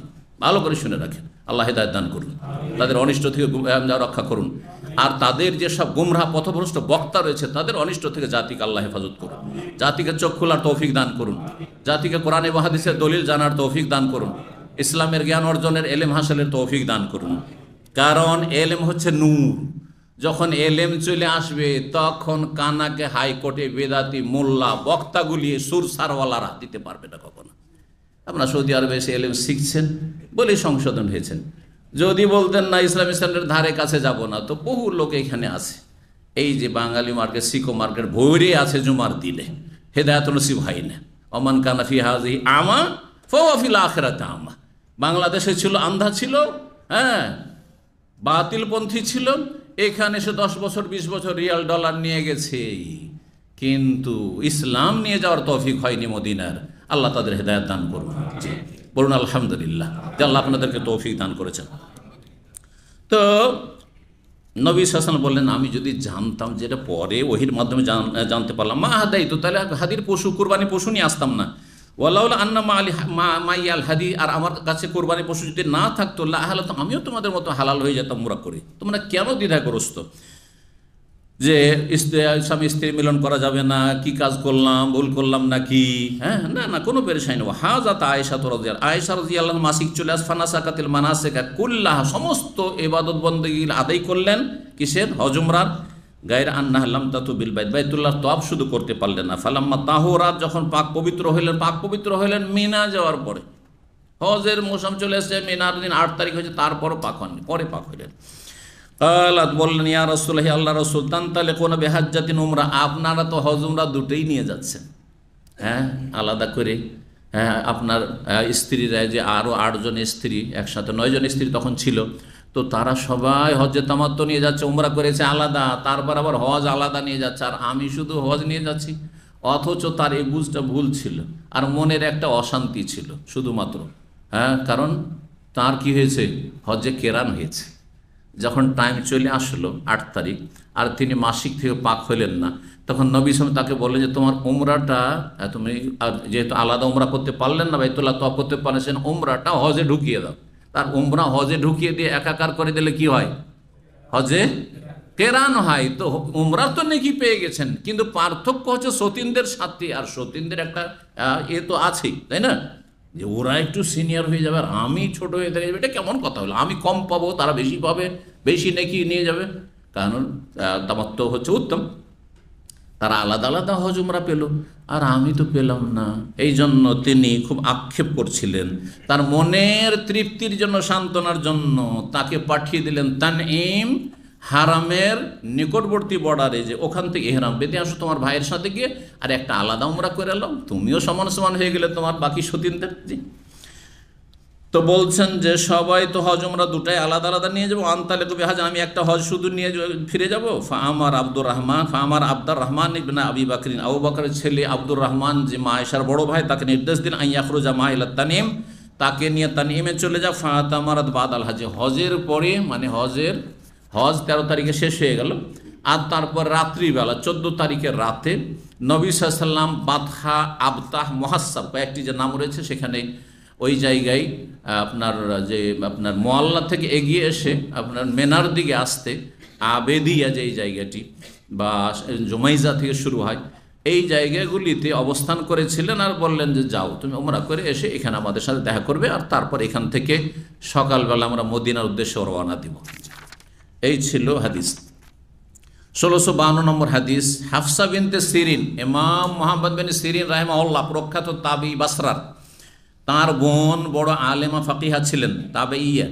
তিনি বলছেন, কুন্না নামনাও না আওয়াতিকানা আন ইয়াখরুজনা, আমরা যুবতী মেয়েদেরকে আমাদের সমাজের নিষেধ করতাম ঈদগাহে যেতে। বাসরায় তাদের কাছে নবী সুন্নতের ওইভাবে তথ্য পৌঁছেনি, দূরে যেহেতু তারা এর আগে অবস্থান করছিলেন, সুতরাং তারা কি করতেন? যুবতী মেয়েরা গেলে ফিতনা হবে, যেমন আজকাল বেদাতিরা বলছে না, হ্যাঁ মহিলারা কোথায় গেলে? ঈদগাহে গেলে ফিতনা হবে, মসজিদে গেলে ফিতনা হবে, কিন্তু মিছিলে গেলে ফিতনা হয় না, রাজনীতি করলে ফিতনা হয় না। হ্যাঁ, আর ইলেকশনে দাঁড়িয়েছে আর ভোট দিচ্ছেন, ওতে ফিতনা হয় না। পিছনে পিছনে ইনকিলাব জিন্দাবাদ করে বেড়াচ্ছেন, হ্যাঁ বিজয়ী মিছিল আর অমুক তুমুক করে, তাতে আবার ফিতনা হয় না, তাই না? বিক্ষোভ করছেন আর মহিলাদেরকে সামনে রাখছেন যাতে দেখতে পাওয়া যায়, পিছনে থাকলে দেখতে পাওয়া যাবে না, সেই জন্য মহিলাদেরকে মিছিল আর বিক্ষোভে আগে আগে রাখছেন, তাই না? ওতে ফিতনা হয় না। না, এই বেদাতি চিল্লায় পাঠাচ্ছেন মাস্তুরাতের মহিলাদের, এতে ফিতনা হয় না। আবার বেদাত করলে ফিতনা হয় না মহিলাদেরকে দিয়ে। আল্লাহ হিদায়াত দান করুন। আর নবী সাল্লাল্লাহু আলাইহি ওয়াসাল্লামের সুন্নাত যে মহিলারা যদি মসজিদে যেতে চায়, ব্যবস্থা থাকে, তাহলে তোমরা বাধা দিও না, আর সেটাতে আবার ফিতনা হয়। দ্বীন সম্পর্কে অজ্ঞতা, আর না হলে সুন্নতের সাথে শত্রুতা। আল্লাহ হিদায়াত দান করুন। তো বলছে আমরা নিষেধ করতাম। ফাকাদেমাত ইমরাতুন, কিন্তু জনৈক মহিলা আগমন করলেন। কোথা থেকে? মদিনা থেকে। মদিনা থেকে এসছেন, আর মদিনা থেকে যে মহিলা এসছে সে আমাদের চাইতে বেশি এলেম রাখে। ফানাজালাত কাসরা বানি খালাব, বানু খালাব বংশের প্যালেসে কাসর, ভালো বাড়িঘর ছিল, সেখানে তিনি অবতরণ করেছিলেন বা মহল্লায়। ফাহাদ্দাসা তানা, তিনি হাদিস বয়ান করলেন যে তার বোন কেউ কেউ বলছেন উম্মে আতিয়া, প্রখ্যাত সাহাবিয়া, আর কেউ বলছেন অন্য কেউ ছিল। কানা তাহতা রাজুল মিন আসহাবি রাসূলিল্লাহ, তিনি রাসূলুল্লাহ সাল্লাল্লাহু আলাইহি ওয়াসাল্লামের একজন সাহাবীর আন্ডারে ছিলেন, মানে তার স্ত্রী ছিলেন, বিবাহ বন্ধনে ছিলেন। কাদ গাজা মা রাসূলিল্লাহ সিনতাই আসারাত গাজওয়াতান, আর তার বোন জামাই ভগ্নিপতি 12টি যুদ্ধে রাসূলুল্লাহ 12টি যুদ্ধ রাসূলুল্লাহ সাল্লাল্লাহু আলাইহি ওয়াসাল্লাম সাথে করেছেন। 12টি জিহাদে গাজওয়াতে হাজির হয়েছেন কে? বলছে আমার ভগ্নিপতি, আমার বোনের স্বামী, মানে এত বিশিষ্ট ব্যক্তি, আর তার স্ত্রী আমার বোন। তিনি বলে ওয়াকানাত উখতি মাহফি সিত্তে গাজা, আর আমার বোনও 12টির মধ্যে 6টি যুদ্ধে স্বামীর সাথে ছিলেন। আমার বোনও 6টি জিহাদে শরীক হয়েছেন। কালাত, তো মহিলারা আবার সেখানে গিয়ে কি করত? মহিলা অস্ত্রদের লড়াই করত? হ্যাঁ, না না, মোটেই না। ভুল ব্যাখ্যা করে, অপব্যাখ্যা করে এক শ্রেণীর লোকেরা মুসলিম দেশে বলে মুসলিম দেশে মহিলা সেনাবাহিনী থাকলে অসুবিধা নেই, কারণ নবীর যুগে ছিল। নাউজুবিল্লাহ, এটা ইসলামের বিকৃতি, ইসলামের অপব্যাখ্যা এবং নাজায়েজ হারাম কাজ, ভুল তথ্য। দেখেন কি কাজগুলি তারা করতেন, সেটা হচ্ছে যেই কাজগুলি আজকাল হাসপাতালে হচ্ছে। তাহলে যেখানে ধরেন লড়াই হচ্ছে, সে লড়াইয়ের এলাকায় হাসপাতালে মহিলাদের প্রয়োজন আছে। হ্যাঁ, লেডি ডক্টরের প্রয়োজন রয়েছে, লেডি নার্সের প্রয়োজন রয়েছে, ফিমেল নার্সের প্রয়োজন রয়েছে, সেটা ঠিক আছে, কিন্তু পর্দার সাথে করবে তার। তো এই কাজগুলি করে কালাত বলছেন তিনি, মানে ওই যে 6 যুদ্ধে তার বোন যে শরীক হয়েছে, তিনি বলে কন্যা নোদাবিল কালমা, কালমা মানে জারাহা, জি, আল কালেমা, কালেমা মানে শব্দ, তাই না? কালেমা মানে শব্দ, কিন্তু কালেমার শব্দ অর্থ হওয়ার আগে কাফ লাম মিম, কালেমার অর্থ হচ্ছে আঘাত। কালেমার অর্থ কি? আঘাত। ভাষাবিদরা বলেছেন যে তাহলে এই শব্দকে কালেমা কেন বলা হইল? আঘাতের সাথে বাকি সম্পর্ক, আঘাতের সাথে বড় সম্পর্ক আছে। এই জন্য একটি কবিতার ছন্দ আছে, জারাহাতু সেনানে লাহাল তিয়াম ওয়ালা ইয়ালতাম মা জারাহাল লিসান, যদি কোনো চাকুতে হাত পা কেটে যায়, শরীরে কোথাও আঘাত হয়ে যায়, তাহলে এক সময় চিকিৎসা করে কি হয়ে যাবে? ভালো হয়ে যাবে। তারপর নিশ্চিহ্ন দাগ, অনেক দাগ আমাদের নেই কিন্তু দাগগুলো, হ্যাঁ, অনেক ক্ষত হয়েছে আর তারপরে ভালো হয়ে গেছে, এখন দেখে বুঝতেই পারবেন না যে ওই জায়গাতে ঘা ছিল, ওই জায়গায় কেটেছিল, ঠিক না? লাহাল তিয়াম, সেটা ভরে যাবে, নিশ্চিহ্ন হয়ে যাবে সেই ঘায়ের চিহ্ন। ওয়ালা ইয়ালতাম মা জারাহাল লিসান, কিন্তু জবান দ্বারা যদি কাউকে আক্রমণ করা হয়, তাহলে অন্তরে এমনভাবে আঘাত হয় যে কোনোদিন অন্তর আর মিলতে চায় না। কত মূল্যবান কথা, তাই না? জবান দ্বারা কাউকে যদি আক্রমণ করেন আর কষ্ট দিয়ে থাকেন, আর বিশেষ করে নিকট আত্মীয় যদি আক্রমণ করে, আঘাত দেয়, তাহলে এই আঘাতে আরো বেশি কষ্ট হয়। তো কালেমাকে এই জন্য কালেমা বলা হয়। তো এখানে ওই শব্দটি এসছে, কন্যা নোদাবিল কালেমা, আমরা আহতদেরকে কি করতাম? হ্যাঁ, ঔষধ পানি দিতাম, আহতদের চিকিৎসা করতাম। ওয়া নাকুম আলাল মারদা, আর অসুস্থদের আমরা সেবা শুশ্রূষা করতাম। ফাসাআলাত উখতি রাসূলুল্লাহ, আমার বোন, ওই মহিলা বলছেন যিনি আসছেন, আমার বোন রাসূলুল্লাহ জিজ্ঞেস করলেন, ফাকাল বলে হাল আলা ইহদানা বাসুন ইন লাম ইয়াকুন লাহাল জিলবাব, আমাদের কারো কোনো মহিলার যদি বড় ওড়না জেলবাব না থাকে, মানে বোরখা না থাকে, আজকাল ওর উন্নত আকার হচ্ছে কি বোরখা, কিন্তু এক সময় দেখেছেন মুরব্বীরা, একটু বয়স্ক লোকেরা, দাদি নানি আমলে বড় বড় চাদর থাকতো, আর সেই চাদর এমনভাবে পেঁচিয়ে থাকতো মহিলারা, দাদি নারীরা, বোরখা টোকরা তখন ছিল না, একবারে পা কি মাটিতে ঝুলতে থাকতো, আর একবারে ঢিলা ঢালা, বোরখার চাইতে অনেক বেশি পর্দা হইতো, আর এমন করে ঘুমটা টেনে থাকতো যে কাছে একটু করে এক চোখে দেখতো, এরকম করে রাস্তা দেখতো, আর রাস্তার কিনারা কিনারে চলতো। কেউ দেখেছেন? হ্যাঁ, সব নিউ জেনারেশন, পুরাতন জেনারেশন, হ্যাঁ দেখেছেন, মাশাআল্লাহ আছেন কিছু লোক। তারপরে তো একে জেলবাব বলা হয়। জেলবাব, আজকালকার জেলবাব মানে বোরখা, কারো কাছে বোরখা নেই, গরিব মানুষ, বোরখা নেই, আর ঈদে যেতে হবে, নবী সাল্লাল্লাহু আলাইহি ওয়াসাল্লাম ঈদে যেতে হবে, তো ঈদে কি শাড়ি পরে চলে যাবে? সালোয়ার কামিজ পরে পড়া জায়েজ? হ্যাঁ, ম্যাক্সি পরে যাওয়া জায়েজ না? মোটেই জায়েজ নাই। তাহলে কি করতে হবে? বলছেন যে ইয়া রাসূলুল্লাহ, আমাদের কারো যদি জেলবা বড় ওড়না বা বোরখা না থাকে তাহলে কি ঈদগাহে না গেলে কোনো দোষ আছে? ঈদগাহে গেল না, আল্লাহ তাখুরা যায়, ঈদে গেল না। ফাকালা, নবী সাল্লাল্লাহু আলাইহি ওয়াসাল্লাম এই কথা বললেন না, না না ঠিক আছে তাহলে যাবে না। বললেন তাহলে কত গুরুত্বপূর্ণ মহিলাদের, বিশেষ করে ঈদগাহে যাওয়া, জুমাতে যাওয়া নয় অত গুরুত্বপূর্ণ নয়, মসজিদে তারাবি পড়তে যাওয়া অত গুরুত্বপূর্ণ নয়, কিন্তু ঈদে যাওয়া, বছরে দুটো ঈদে মহিলাদের যাওয়া অত্যন্ত গুরুত্বপূর্ণ, অত্যন্ত গুরুত্বপূর্ণ। এমনকি নাপাক ঋতুবতী মহিলাদেরকেও নিয়ে যেতে বলেছেন, আর বলেছে খুতবাটা শুনবে, দুয়াতে শরীক হবে, আর এক কিনারায় থাকবে, মুসল্লিদের সাথে, মুসল্লি মহিলাদের সাথে একাকার হবে না, এক সাইডে থাকবে। নবী সাল্লাল্লাহু আলাইহি ওয়াসাল্লাম বলছেন কি, লেতুলবে সাহেবাতুহা মিন জিলবাব, তার বান্ধবী তাকে তার বড় ওড়না একটা দিয়ে দিবে। যেই বান্ধবীর কাছে দুটো আছে, একটা ওকে ওই গরিবকে দিয়ে দিবে, যেই গরিব মহিলার কাছে বোরকা নেই। অনেক মহিলাদের 10টা-20টা বোরকা আছে, দিয়ে দাও, গ্রামের যার যার বোরকা নেই, ঠিক আছে ঈদের দিন আমার বোরকা নিয়ে যাবে। আমাদের দেশে একসময় কাপড় ধার করে মেহমানের বাড়ি বা মেজবানের বাড়ি যাওয়া, হ্যাঁ এটা ছিল, এই প্রচলন ছিল, জি, পুরুষরাও করতো, মহিলারাও করতো। আর অলংকার ধার নিয়ে যাওয়া, যে অমুকের বাড়ি যাবো আমরা, একটু বিয়ে সাইতে যাবো, তো একটু অলংকার ধার, জি ছিল, গরিবী যখন ছিল। তো বলছেন যে যেতে হবে। ওয়াল তাশহাদিল খাইরা, কল্যাণে উপস্থিত, কল্যাণ মানে জুমার ঈদের খুতবা, কল্যাণ মানে ঈদের খুতবা। ওয়া দাওয়াতাল মুমিন, আর মুমিনদের দুয়াতে, দাওয়াত মানে এখানে মুমিনদের দোয়া, বাংলা অনুবাদকারী মুমিনদের আহ্বান করেছে। হ্যাঁ, কোথা থেকে কোথায় অর্থ চলে যাবে, ওখানে কোন দাওয়াতি কাজ চলছে? হ্যাঁ, দাওয়াতি কাজ চলছে ঈদগাহে, তাহলে সেখানে কি চলছে? দোয়া। ইমাম সাহেব দোয়া করছেন, খুতবার শুরুতে শেষে মাঝে মাঝে দোয়া করছে, এই দোয়াগুলি তো শরীক হবে, আর খুতবার বক্তব্যটা শুনবে, ওয়াজ শুনবে, কিছু ওয়াজ শুনবে, মানুষের মহিলাদের সংশোধন হবে, তাদের সংশোধনের প্রয়োজন, এটা হচ্ছে উদ্দেশ্য। ঠিক। তো ফালামা কাদেমাত উম্মে আতিয়া, উম্মে আতিয়া যখন আসলেন, সাআলনাহা, পরে উম্মে আতিয়া আসলেন, তখন তাকে জিজ্ঞাসা করলেন ওই সব মহিলা, আও সাআলনাহা, আমরা জিজ্ঞেস করলাম, বলছেন। ফাকালা, তিনি নবী সাল্লাল্লাহু আলাইহি ওয়াসাল্লাম যখনই নাম আসতো উম্মে আতিয়ার সামনে, কেউ উল্লেখ করতো বা নিজে উল্লেখ করতেন, তখন বলতেন যে আমার বাবা তার ওপর উৎসর্গ হোক, জি আমার বাবা তার ওপর কি হোক, কুরবান হোক বা উৎসর্গ হোক, এই কথা বলতে, এটা অভ্যাস ছিল তার। নবী সাল্লাল্লাহু আলাইহি ওয়াসাল্লামের ভালোবাসায় তিনি এটা বলতেন।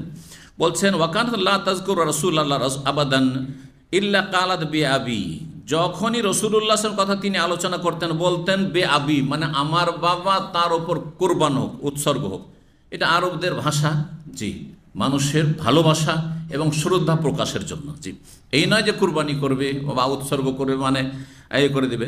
কুলনা আসামেত রাসূলুল্লাহ, তখন আমরা জিজ্ঞেস করলাম আপনি কি রাসূলুল্লাহ সাল্লাল্লাহু আলাইহি ওয়াসাল্লাম কাছে শুনেছেন ইয়াকুলু কাজা কাজে, এমন কথা বলেছেন, মানে ঈদগাহে মহিলাদেরকে নিয়ে যেতে তাগিদ করেছেন, শুনেছেন কি? কালা, তিনি বলছেন হ্যাঁ অবশ্যই শুনে, বে আবি, তার উপর আমার আব্বা কুরবান হোক। ফাকালা, বলছেন যে নবী সাল্লাল্লাহু আলাইহি ওয়াসাল্লাম বলছেন লিতাখরুজাল আওয়াতিকু ওয়া যাওয়াতুল খুদুরি ওয়াল হুইয়াজু ফায়াসাদনাল খায়র ওয়া দাওয়াতুল মুসলিমিন।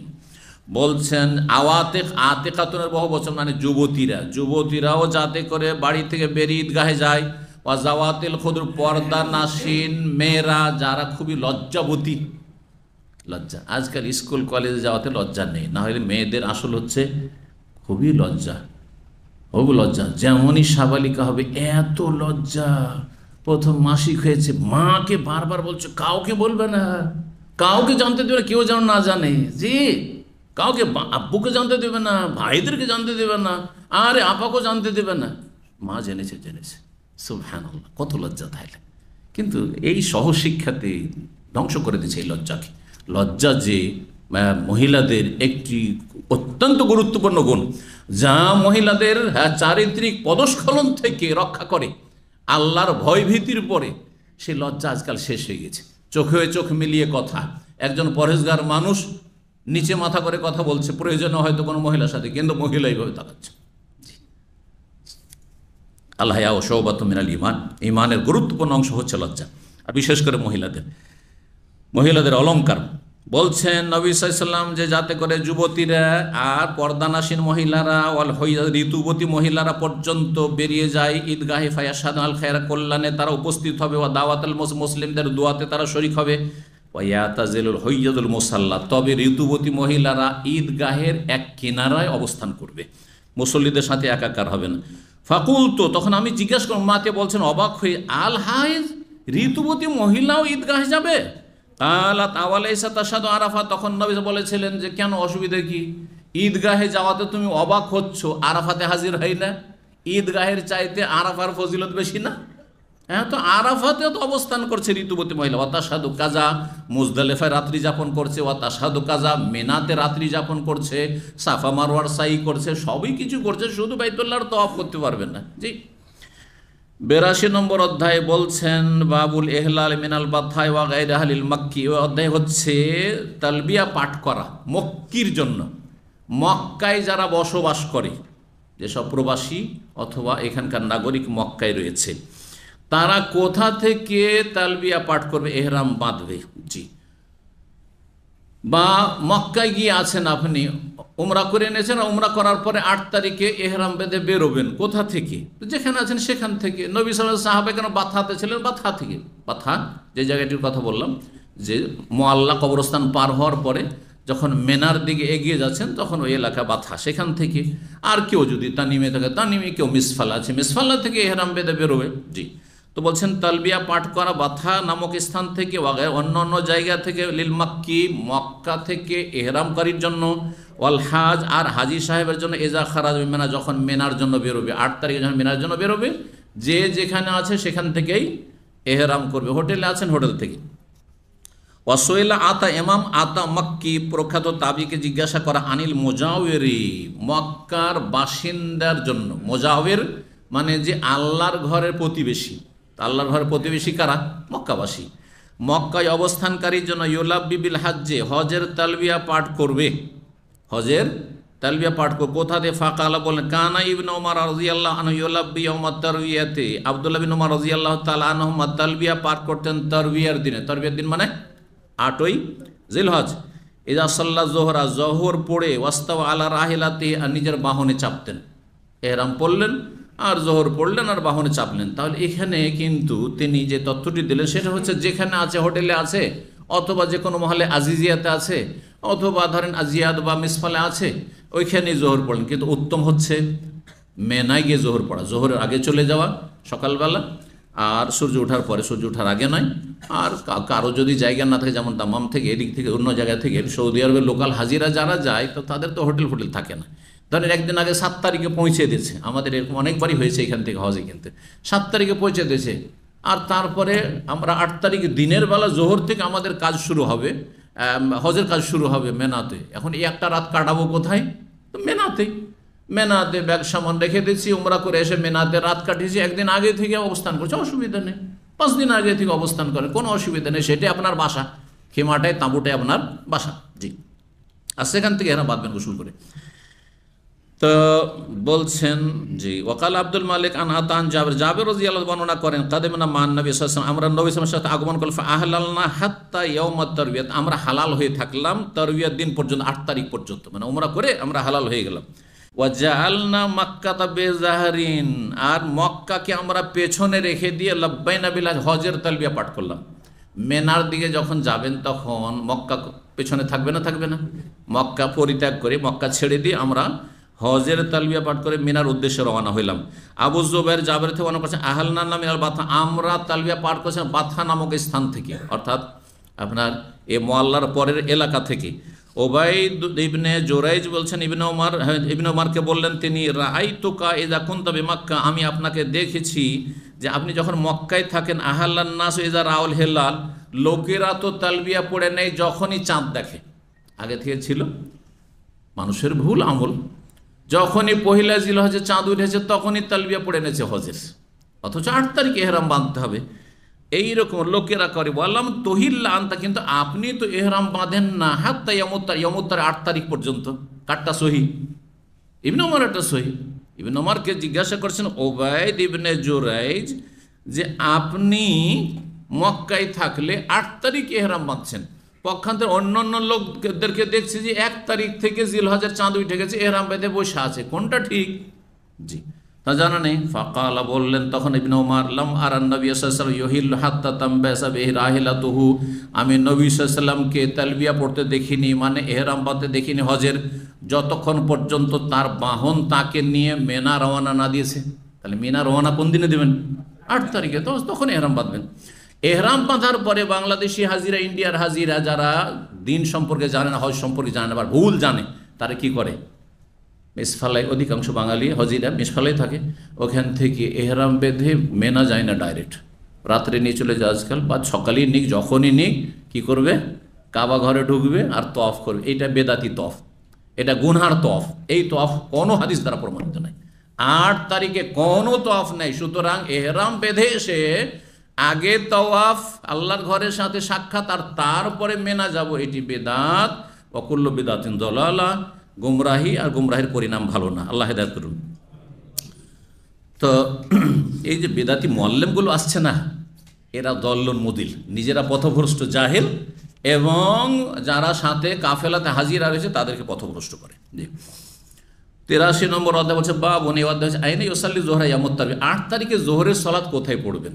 আপনি হোটেল থেকে বা হোটেলের পাশে মসজিদ থেকে বা মসজিদে হারাম থেকে জোহর পড়ে যাবেন, নাকি মেনায় গিয়ে জোহর পড়ে? উত্তম হচ্ছে মেনায় গিয়ে জোহর, আসর, মাগরিব, এশা, ফজর 5 ওয়াক্ত সালাত আদায় করা। 8 তারিখে হুকুমটি হচ্ছে সুন্নাত, হুকুম সুন্নাত, কোনো ওয়াজিব নাই। তো 1653 নম্বর হাদিস বর্ণনা করছেন আনাস বিন মালিক রাদিয়াল্লাহু তাআলা আনহুকে জিজ্ঞেস করছেন আব্দুল্লাহ বিন রুফাই তাবেঈ, বলছেন আমি জিজ্ঞেস করলাম আনাস বিন মালিককে, কুলতু বললাম, আখবিরনি বিশাইইন, আপনি এমন একটি বিষয় বলুন, আকালতাহু আন রাসূলিল্লাহ, যেটাকে আপনি ভালো করে বুঝে নিয়েছেন, উপলব্ধি করেছেন রাসূলুল্লাহ সাল্লাল্লাহু আলাইহি ওয়াসাল্লাম থেকে, আইনা সাল্লা যোহরা ওয়াল আসরা ইয়ামাত তারউইয়া। 8 তারিখে তারউইয়ার দিনে জোহর, আসর নবী সাল্লাল্লাহু আলাইহি ওয়াসাল্লাম কোথায় পড়েছেন? তাহলে মেনাই পড়েছেন। তাহলে জোহর কোথায়? মেনাই পড়া উত্তম। কুলতু, তখন জিজ্ঞাসা করলাম, আইনা সাল্লাল আসরা ইয়ামান নাফার, বিদায়ের দিনে মেনা থেকে বিদায় দিবসে আসরের সালাত কোথায় পড়েছেন? কোনটা দিন বিদায়ের? হ্যাঁ, ইয়ামান নাফার 13 তারিখ। 13 তারিখ হচ্ছে উত্তম। 12 তারিখও নাফরুল আউ্য়াল, আর নাফরুল সানি হচ্ছেন 13 তারিখ। তো অধিকাংশ হাজির আজকাল আগেই তাড়াহুড়া করে চলে যায়, তাজিল করে, মানে 12 তারিখে চলে যায়। কিন্তু যারা 13 তারিখ পর্যন্ত থাকবে, আর জাওয়ালের পরে দুপুরে মাথার ওপর থেকে সূর্য গড়ার পরে পাথর মারবে 3টি জামরাকে, তারা বেশি উত্তম কাজ করবে। রাতও থাকলো 13 তারিখের মেনাই, আর পাথর মারলো। তো পাথর মেরে নিলেন আপনি জোহরের সাথে সাথেই, হয় জোহর পড়ে অথবা জোহর পড়ার আগেই কি করলেন, জাওয়াল হয়ে গেছে যেমনই, পাথর মেরে নিলেন, আর তারপরে বেরোবেন। তাহলে আসরের আগে না বেরিয়ে যাবেন? তো এই আসরটা কোথায় পড়লেন? পাথর মারার পরে ঘুরে আবার মেনার দিকে যাবেন না। যদি মালসামান ব্যাগট্যাগ আছে যাচ্ছেন, সেটা ভিন্ন বিষয়, কিন্তু উত্তম হচ্ছে যে আপনার কাছে যদি ব্যাগট্যাগ না থাকে, তো পাথর মারলেন, সোজা টান দেন, আর আপনি মেনা থেকে বেরিয়ে পড়ে। সূর্য ডুবার আগে অবশ্যই বেরোইতে হবে। একমাত্র যদি দেখা যায় যে না, আমাদের বাস ওই মেনা থেকে আমাদেরকে উঠাবে, অথবা কোনো কাজে এমন ভিড় ভাড়ে ফেসে গেলেন, বের হইতেন, কিন্তু আপনি মালসামান ছেড়ে যেতেও পারছেন না, আর মেনা থেকে আপনার গাড়ি বের হচ্ছে না, সূর্য ডুবে গেল, তাহলে ভিন্ন বিষয়। কিন্তু ইচ্ছা করে সূর্য ডুবানো 12 তারিখে যাবে না। আর যদি সূর্য ডুবে যায় তাহলে থাকতে হবে। জি, ওই রাতও থাকতে হয়, পরে মারতে হবে। কিন্তু 13 তারিখে তো আর থাকার সময় নেই। 13 তারিখে তো খালাস, হজ শেষ হয়ে গেছে। এখন আপনি দেরি করেন অথবা আগে যান, কিন্তু আগে ভাগে গিয়ে নবী সাল্লাল্লাহু আলাইহি ওয়াসাল্লাম কি করেছেন? বলছে ফাইনাল সাল্লাল আসরা ইয়ামানা, বিদায়ের দিবসে আসরের সালাত কোথায় পড়েছেন? কালবিল আবতাহে, আবতাহ নামক স্থানে। এই জায়গাটির কয়েকটি নাম এর আগে বলেছি, আবতাহ, বাতহা, মুহাসাব, খাইফে বানি কেনানা, খাইফে বানি কেনানা, এতগুলি নাম একটি এলাকার। যেই জায়গাটি শুরু হচ্ছে মুআল্লা কবরস্থান থেকে, হারামের দিক থেকে এসে এই জায়গাতে শুরু, আর তারপরে সামনে রোড জুমাইজা, আবেদিয়া, একেবারে আপনার একটা হসপিটাল রয়েছে আপনার ইয়েতে সীসা, এই পর্যন্ত এই সব এলাকা, অর্থাৎ জামরা থেকে নেমে এসে যে এলাকাগুলি ওখান থেকে শুরু করে এই সমস্ত এলাকাকে সেই যুগে এই নামগুলি বলা হইতো, বা নামগুলি দিয়ে আখ্যায়িত। মুহাসাব বলা হইতো, আবতাহ, বাতহা বলা হইতো। হাদিসে বাতহাও আসলো, এই যে অধ্যায়ে বাতহা আসলো। জি, আবতাহ আসলো হাদিসে। 1600, হ্যাঁ কি বলছেন? তারপরে আবতাহে পড়েছেন নবী আসরের নামাজ, কিন্তু সুম্মা কালা, তারপরে কেন এই লোক জিজ্ঞাসা করছে, উপলব্ধি করতে পারলেন। কারণ পরে উমাইয়া বংশের শাসকরা অনেক সময় লেট করত, ওরা আসর মেনা থেকে বের হইতো না, আসরটা 13 তারিখে ওইখানেই পড়ছে হয়তো, লেট, এত গরম, এত রোদ, এখন যাব না, আসর পরে পাথর মারবো, তারপরে যাব। তাহলে আসর টাইম হয়ে গেছে, তাহলে কোথায় পড়তে হচ্ছে? মেনাতে পড়তে হচ্ছে। নবী সাল্লাল্লাহু আলাইহি ওয়াসাল্লাম কোথায় পড়েছেন? মেনা থেকে বেরিয়ে এসে পড়েছেন, মেনা থেকে বেরিয়ে এসে পড়েছেন, মক্কাতে পড়েছেন, আবতাহ বাবা থাতে পড়েছেন। তো তারপরে যেহেতু মানুষ যখন সঠিকটা জানবে আর যদি মাসলা না জানে তাহলে সরকারের বিরোধিতা করবে। সুন্নত কাজ, মুস্তাহাব কাজ, সুন্নত মুস্তাহাব কাজে সরকারের সাথে সংঘর্ষ করা বা সাংঘর্ষিক হওয়া এটা জায়েজ নয়। তবে যখন দেখবেন যে ফরজ আমার ত্যাগ হয়ে যাচ্ছে, ওয়াজিব ছুটে যায়, তখন শুনবেন না, তখন শুনবেন না। আর এইরকমটা করতে হচ্ছে, যেমন সুন্নত হচ্ছে 9 তারিখে সকালবেলা সূর্য ওঠার পরে আরাফার উদ্দেশ্যে রওনা দেওয়া, বুঝছেন না? কিন্তু আজকাল অধিকাংশ হাজিদেরকে রাত্রে 10টা 11টা 12টা নিয়ে চলে যাচ্ছে ভিড় থেকে বাঁচাবার জন্য, সরকারি আইন। আর এটি হচ্ছে একটা সুন্নত ছুটলো, সকালবেলা যাওয়াটা সুন্নত ছিল, সুতরাং বিরোধিতা করবেন না সরকারি। আমি যাব না, আমি বাসে উঠবো না, আমি ট্রেনে উঠবো না, আমি হেঁটে পরে আসবো না, এই কাজ করবেন, অন্যায় কাজ। সরকারের বিরুদ্ধাচরণ করা যাবে না সুন্নত নফলের ক্ষেত্রে, কিন্তু ওয়াজিব হইলে ভিন্ন বিষয়। তারপরে আরো বেশ কিছু বিষয় রয়েছে। হ্যাঁ, আরাফা থেকে, এটা উল্টো অর্থ হবে, আরাফা থেকে সূর্য ডুবার আগে বের হওয়া জায়েজ নয়। আর সরকার বলেও না, আলহামদুলিল্লাহ, বের হতে দেয় না, বরং সেখানে সেনাবাহিনী আর পুলিশ পাহারা দিচ্ছে একবার আরাফার বটে, কাউকে বের হতে দেবে না যতক্ষণ সূর্য না ডুবে। কোনো বাস বের হতে দেয় না, কোনো গাড়ি বের হতে দেয় না, জি, ওটা চলবে না, কারণ ওটা ওয়াজিব। তো যাই হোক, বলছেন তখন যে সুম্মা কাল ইফ আল কামা ইয়াফআল উমারাউকা, তোমার আমির ওমরা যারা নেতা যেমনটা করবে তেমন করিও। ও যদি আসর মেনাতে পড়ে তুমি মেনাতে পড়বে, এখন আমির পড়ছে মেনাতে আসর আর তুমি আগে বেরিয়ে চলে যাবে, তাহলে তারপরে যদি তাদের নজরে পড়ো আর তারা জালেম শাসক উমাইয়া আমলে ছিল, তো তোমার খবর আছে, কেন তুমি এইসব কষ্ট নিতে যাবে একটু সুন্নতের জন্য। জি, 1654 নম্বর হাদিস বর্ণনা করছেন আব্দুল আজিজ, জি, যে আগে আসলে আব্দুল আজিজ বিন রুফাই, কালা খারাজতু ইলা মিনা ইয়াউমুত তারবিয়া, আমি মেনা গেলাম তারবিয়ার দিন 8 তারিখে, ফালাকিতু আনাসান, সেখানে সাক্ষাৎ হলো আনাস বিন মালিক রাদিয়াল্লাহু তাআলা আনহুর সাথে, জাহিবান আলাইহি, তিনি গাধার পিঠে চড়ে যাচ্ছিলেন। ফাকুলতু, আমি বললাম, আইনা সাল্লান হাযাল ইয়াউমা যুহরা, আজকের দিনে 8 তারিখে যোহরের নামাজ কোথায় পড়েছেন রাসূলুল্লাহ সাল্লাল্লাহু আলাইহি ওয়াসাল্লাম? কালা, তখন আনাস বুঝতে পেরেছেন যে এই যে আমির ওমরাদের যুগ, আর আমির ওমরারা হয়তো এই জোহরে আসে না, আসবে বিকেলবেলা আসবে, জোহরটা মক্কায় পড়ে আসবে, তো ওদের বিরোধিতা করবে। আমি যদি বলি যে দেখো নবী সাল্লাল্লাহু আলাইহি ওয়াসাল্লাম পড়েছেন যে যেখানে পড়ো, কিন্তু অনুজোর তুমি দেখো তোমার আমলের ক্ষেত্রে হাইসু ইউসাল্লি ওমারাও কা ফাসাল্লি, যেখানে তোমাদের আমির সাহেব নামাজ পড়াবেন সেখানে নামাজ পড়া। কারণ তখনকার ওমাইয়া আমলে জালেম শাসকরা হইলো তারাই কিন্তু ইমামতি করতো, তারাই ফরজ সালাতের ইমামতি করতো, 132 ঈদ মতো ইমামতি চলেছে। তারপরে আব্বাসী আমলে এসে এরা বলছে আমাদের দ্বারা এটা হবে না, আমরা দুনিয়া সামলাই, তোমরা মসজিদ সামলা, দাদা বুঝতে পারছেন, পরে শুরু হয়েছে। কিন্তু আসল ইসলামের স্বর্ণযুগের ইতিহাসে কিন্তু এটি হচ্ছে সুন্নাহ যে যারা দেশ চালাবে তারা মসজিদের ইমাম খতিব হবে, এবং তাদের যোগ্যতা সেরকম ছিল। আলহামদুলিল্লাহ ধীরে ধীরে যোগ্যতাও কমেছে আর ব্যস্ততাও বেড়েছে আর নিরাপত্তারও সমস্যা বেড়েছে, যার ফলে বিভিন্ন দিক থেকে তখন তারা এইসব কাজগুলি ছেড়ে দিয়েছে। তো এই ছিল হাদিস। আর একটি অধ্যায় আমরা এগিয়ে নিই, 84 নম্বর অধ্যায় বলছে বাবুস সলাতে মেনা। এই অধ্যায় হচ্ছে মেনায় সলাত আদায় করা, মেনাতে 8 তারিখে নামাজ আদায় করা। 8 তারিখের আলোচনা চলছে, তারপর ইনশাআল্লাহ আরাফার দিকে আমরা যাব।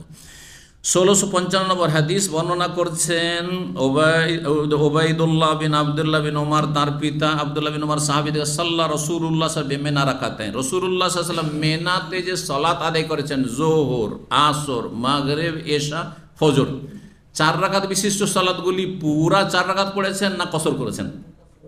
কসর করেছেন। নবী সাল্লাল্লাহু আলাইহি ওয়াসাল্লাম কসর করেছেন, আবু বকরও কসর করেছেন, ওমরও কসর করেছেন, ওসমান রাদিয়াল্লাহু তাআলা 12 বছর খেলাফতিতে দীর্ঘ 6 বছর কসর করেছেন, পরের 6 বছরে তিনি পুরো নামাজ পড়তেন। ওসমান রাদিয়াল্লাহু তাআলা কেন পুরো 4 রাকাত পড়া শুরু করলেন? 8 তারিখে যোহর 4 পড়তেন, আসর 4 পড়তেন, এশা 4 পড়তেন, অথচ নবী সাল্লাল্লাহু আলাইহি ওয়াসাল্লাম সুন্নাত তিনি জানতেন এবং তিনি আমলও করেছেন দীর্ঘ 6 বছর ধরে খেলাফত আমলে। এটা কেন করতেন? আর তিনি যখন করছেন তখন সাহাবীদের করতে হচ্ছে, কারণ তিনি ইমাম, তিনি খলিফাতুল মসজিদ, তিনি ইমাম, হজের মাঠের মেনার ইমাম তিনি। তখন অনেকে বিরোধিতা করেছিল যে আমরা নবীর সুন্নত ছেড়ে দেবো, আবু বকরের সুন্নত ছেড়ে দেবো, ওমরের সুন্নত ছেড়ে দেবো, আর এটা উসমানের তরিকা মানবো, এটা কেমন কথা হইল? কথা বুঝতে পেরেছেন? তো এই ক্ষেত্রে ওলামারা কয়েকটি ব্যাখ্যা করেছেন। তার একটি হচ্ছে যে উসমান রাদিয়াল্লাহু তাআলা আনহুর মত ছিল যে দেখো কসর করা ওয়াজিব নাই, আর অধিকাংশ আইম্মা মুহাদ্দিসিনদের কাছে কসর করা ওয়াজিব না, কসর করা হয় সুন্নাতে মুআক্কাদা, সুন্নাত, ফরজ ওয়াজিব না। অর্থাৎ কেউ যদি কসর না করে, ধরেন এক জায়গায় গেছেন আপনি সফরে, কসরও চলবে আপনি পুরা নামাজ পড়েছেন 4 রাকাত, জায়েজ না না জায়েজ? জায়েজ। শাফি, মালিক, আহমদ, আহলুল হাদিস, মুহাদ্দিসিন সবার কাছে যায়, শুধু সুন্নাতটা আপনার ছোট উত্তম, যে আল্লাহ ছাড় দিয়েছেন তো নিয়ে নেন আপনি। হাদিসে বলা হয়েছে কসরটা হচ্ছে আল্লাহর সাদকা। কসর হচ্ছে আল্লাহর কি? সাদকা। সাদকা একটা গরিব মানুষ, ধরেন আমাদের মধ্যে কেউ গরিব আছে, আসলে বেতন নেই, টাকা নেই, পয়সা নেই, তাকে কেউ যদি সাদকা করে তো বাধ্য নিতেছে। সে যদি বলে জাযাকাল্লাহ খাইর, আমি না খেয়ে থাকবো কিন্তু কারো পয়সা নেব না, না জায়েজ? না জায়েজ? না মোটেই না জায়েজ নাই, মোটেই না জায়েজ নাই। আমি নেব না ভাই, আমার আত্মমর্যাদা আছে, আমি নেব না, আমি খেটে খাবো, আমি না খেয়ে থাকবো, জায়েজ। ঠিক তেমনি আল্লাহ সাদকা দিয়েছেন যে তোমরা 4 রাকাত নামাজকে 2 পড়তে পারো সফরে, এই সাদকা গ্রহণ করলাম তো ভালো, হ্যাঁ, যেহেতু আল্লাহ ছাড় দিচ্ছেন, না হলে নিলাম না, কোনো অসুবিধা নেই। এটি হচ্ছে সঠিক মত। শুধু হানাফি মজহাবে কসর করা ওয়াজে, যার ফলে হানাফিরা বেশি পেরেশান থাকে, পেরেশান গিয়ে দ্বিধাগ্রস্ত। হ্যাঁ হুজুর শেখ, এখানে কসর করব কি করব না, পুরা নামাজ পড়বো না কসর করব। একটা ফর্মুলা জানেন, যেখানে সন্দেহ হবে যে এটা আমার সফর কিনা, যেমন জোবাইল গিয়েছেন আপনি, এখান থেকে আবকি গিয়েছেন, একটু সন্দেহ, আলহাসা গেলে সন্দেহ নাই, তাই না? কিন্তু জোবাইল 80 কিলোমিটার, আবকি 75-80 কিলোমিটার গিয়েছেন আপনি। এখন আমার সন্দেহ হচ্ছে এইখান থেকে বাহারাইন 100 কিলোমিটার, সন্দেহ হচ্ছে যদিও দেশ আলাদা কিন্তু কাছেই তো, আমি খোবারে থাকি, ওখানে আরও 20-30 কিলোমিটার কমে গেল, তাহলে 70 কিলোমিটার খোবার থেকে মানামা, হ্যাঁ বাহারাইন রাজধানী। কসর করবো কি করবো না, সন্দেহ হইলে পুরা পড়ে নেন, সন্দেহ হইলে পুরা পড়েন, তাহলে ঝামেলা শেষ, মাসলা জানা হয়ে গেল। কারণ ভালো করে শোনেন, যদি আপনার উপরে 4 ফরজ থাকে যে কসরে অ্যালাউ নাই, আর আপনি 2 পড়লেন, তাহলে আল্লাহ কবুল করবেন না? করবেন না? করবেন না। কিছু বুঝছেন না মনে হয়েছে, করবেন। আর ফরজ আপনার উপর কয় রাকাত? 4, আপনি পড়লেন 2, কসর করলেন, কবুল হবে না। কিন্তু আপনার দায়িত্ব, ফরজ হচ্ছে 2, কিন্তু 4 পড়ে দিলেন, আল্লাহ কবুল করবেন না? অবশ্যই কবুল করবেন। বেশ, এই জিনিসটা বুঝে নিলে, বিষয়টা বুঝে নিলে খুব সহজ হয়ে যাবে। আল্লাহ তৌফিক দান করুন। তো হাদিসটা শেষ করছি, বলছেন আরেকটি হাদিসেতে আছে, বলছেন কি যে মেনাতে 2 রাকাত পড়েছেন রাসূলুল্লাহ সাল্লাল্লাহু আলাইহি ওয়াসাল্লাম, আবু বকর ওয়া ওমর ওয়া উসমান ও সাদরাম মিন খিলাফাতি, উসমানও তার খেলাফতের শুরু জামানায় 6 বছর ধরে, অন্য এতে ব্যাখ্যাতে রয়েছে সারহাতে যে দীর্ঘদিন তিনি পড়েছেন। কিন্তু উসমান পরে কেন পুরা নামাজ পড়া শুরু করলেন, একটি তো বললাম ব্যাখ্যা, কি যে কসর করা ওয়াজিব নয়, সুতরাং আমি এই সুন্নত পালন করলাম না, পুরাটাই পড়লাম। এটা একটা তার মত ছিল, যেটা অধিকাংশ ওলামারা নিয়েছেন। আর একটি ব্যাখ্যা করা হয়েছে যে উসমান রাদিয়াল্লাহু তাআলা আনহু একটি বিয়ে করেছিলেন, আর শ্বশুর বাড়ি ছিল, স্ত্রী থাকতো এই মেনাতে। তো দেখছেন আমার এইখানে যে মেনাতে যেখানে আছি, পাশে খেমার পাশে তো আমার শ্বশুর বাড়ি, আর এখানে তো আমার স্ত্রী আছে, তো স্ত্রী যেখানে আছে আমার বাড়ির মতো, হ্যাঁ, তাহলে আমি এখানে কেন কসর করব? সেই জন্য কসর করতেন না, এটাও ব্যাখ্যা করা হয়েছে। তো যাই হোক, খলিফা রাদিয়াল্লাহু তাআলা কোনো বিদাত করেননি বা কোনো নবী সাল্লাল্লাহু আলাইহি ওয়াসাল্লামের বিরোধিতা উদ্দেশ্য নয়, বরং তার কাছে অবশ্যই তার যুক্তি সঙ্গত ব্যাখ্যা ছিল, যেটি হোক না কেন। জি, তো এইরকম ক্ষেত্রগুলিতে বাড়াবাড়ি জায়েজ নয়, বাড়াবাড়ি জায়েজ নয়। আপনার ইমাম যদি পুরা নামাজ পড়ে নেন, আপনি বিরোধিতা করবেন, আর খিমাতে ঝগড়া লেগে যাবে, হ্যাঁ 2 দলে ভাগ হয়ে যাবেন, আর কেউ কার সাথে কথা বলছেন না মিনার মাঠে, হ্যাঁ মুজদালিফা আরাফাতে, এটা করবেন না, এটা করবেন না। কারণ বিদাতি মোল্লারা অনেক সময় এরকম করবে, মেনাতে বলছে আমরা মকিম হয়ে গেছি, 15 দিন হয়েছে, হানাফি মোল্লাগুলো এই কাজ করে, মকিম হয়ে গেছে, এই হয়ে গেছে, সেই হয়ে গেছে, সুতরাং মেনাতে ফুল নামাজ পড়ছে, আরাফাতে ফুল নামাজ পড়ছে, জমা করবে না, জোহরের সময় জোহর, আসরের সময় আসর। এখন আপনারা 2-4-5 জন মাত্র, আর তারাই বেশি, যদি আপনি বলেন না তোমার সাথে পড়বো না, ঝগড়া লাগিয়ে দেন, তাহলে এমন হয়ে কথাবার্তা বন্ধ হয়ে যাবে, হ্যাঁ শত্রুতা হয়ে যাবে, ঝগড়া শুরু, বলা হচ্ছে দালা ফিল হাজ, এইসবকে এড়িয়ে চলতে হবে। এখানে হেকমত অবলম্বন করতে পারেন যে ওরা পড়ছে, আমি বেরিয়ে চলে গেলাম, দিয়ে পাশের খেমাতে সুন্নতি তরিকায় 2 ওয়াক্ত জমা করছে, সুন্নতি তরিকায় আর কসর করছে, ওখানে পড়ে নিলাম আর চলে আসলাম, অসুবিধা নেই। কিন্তু তর্ক বিতর্ক করতে যাবেন না।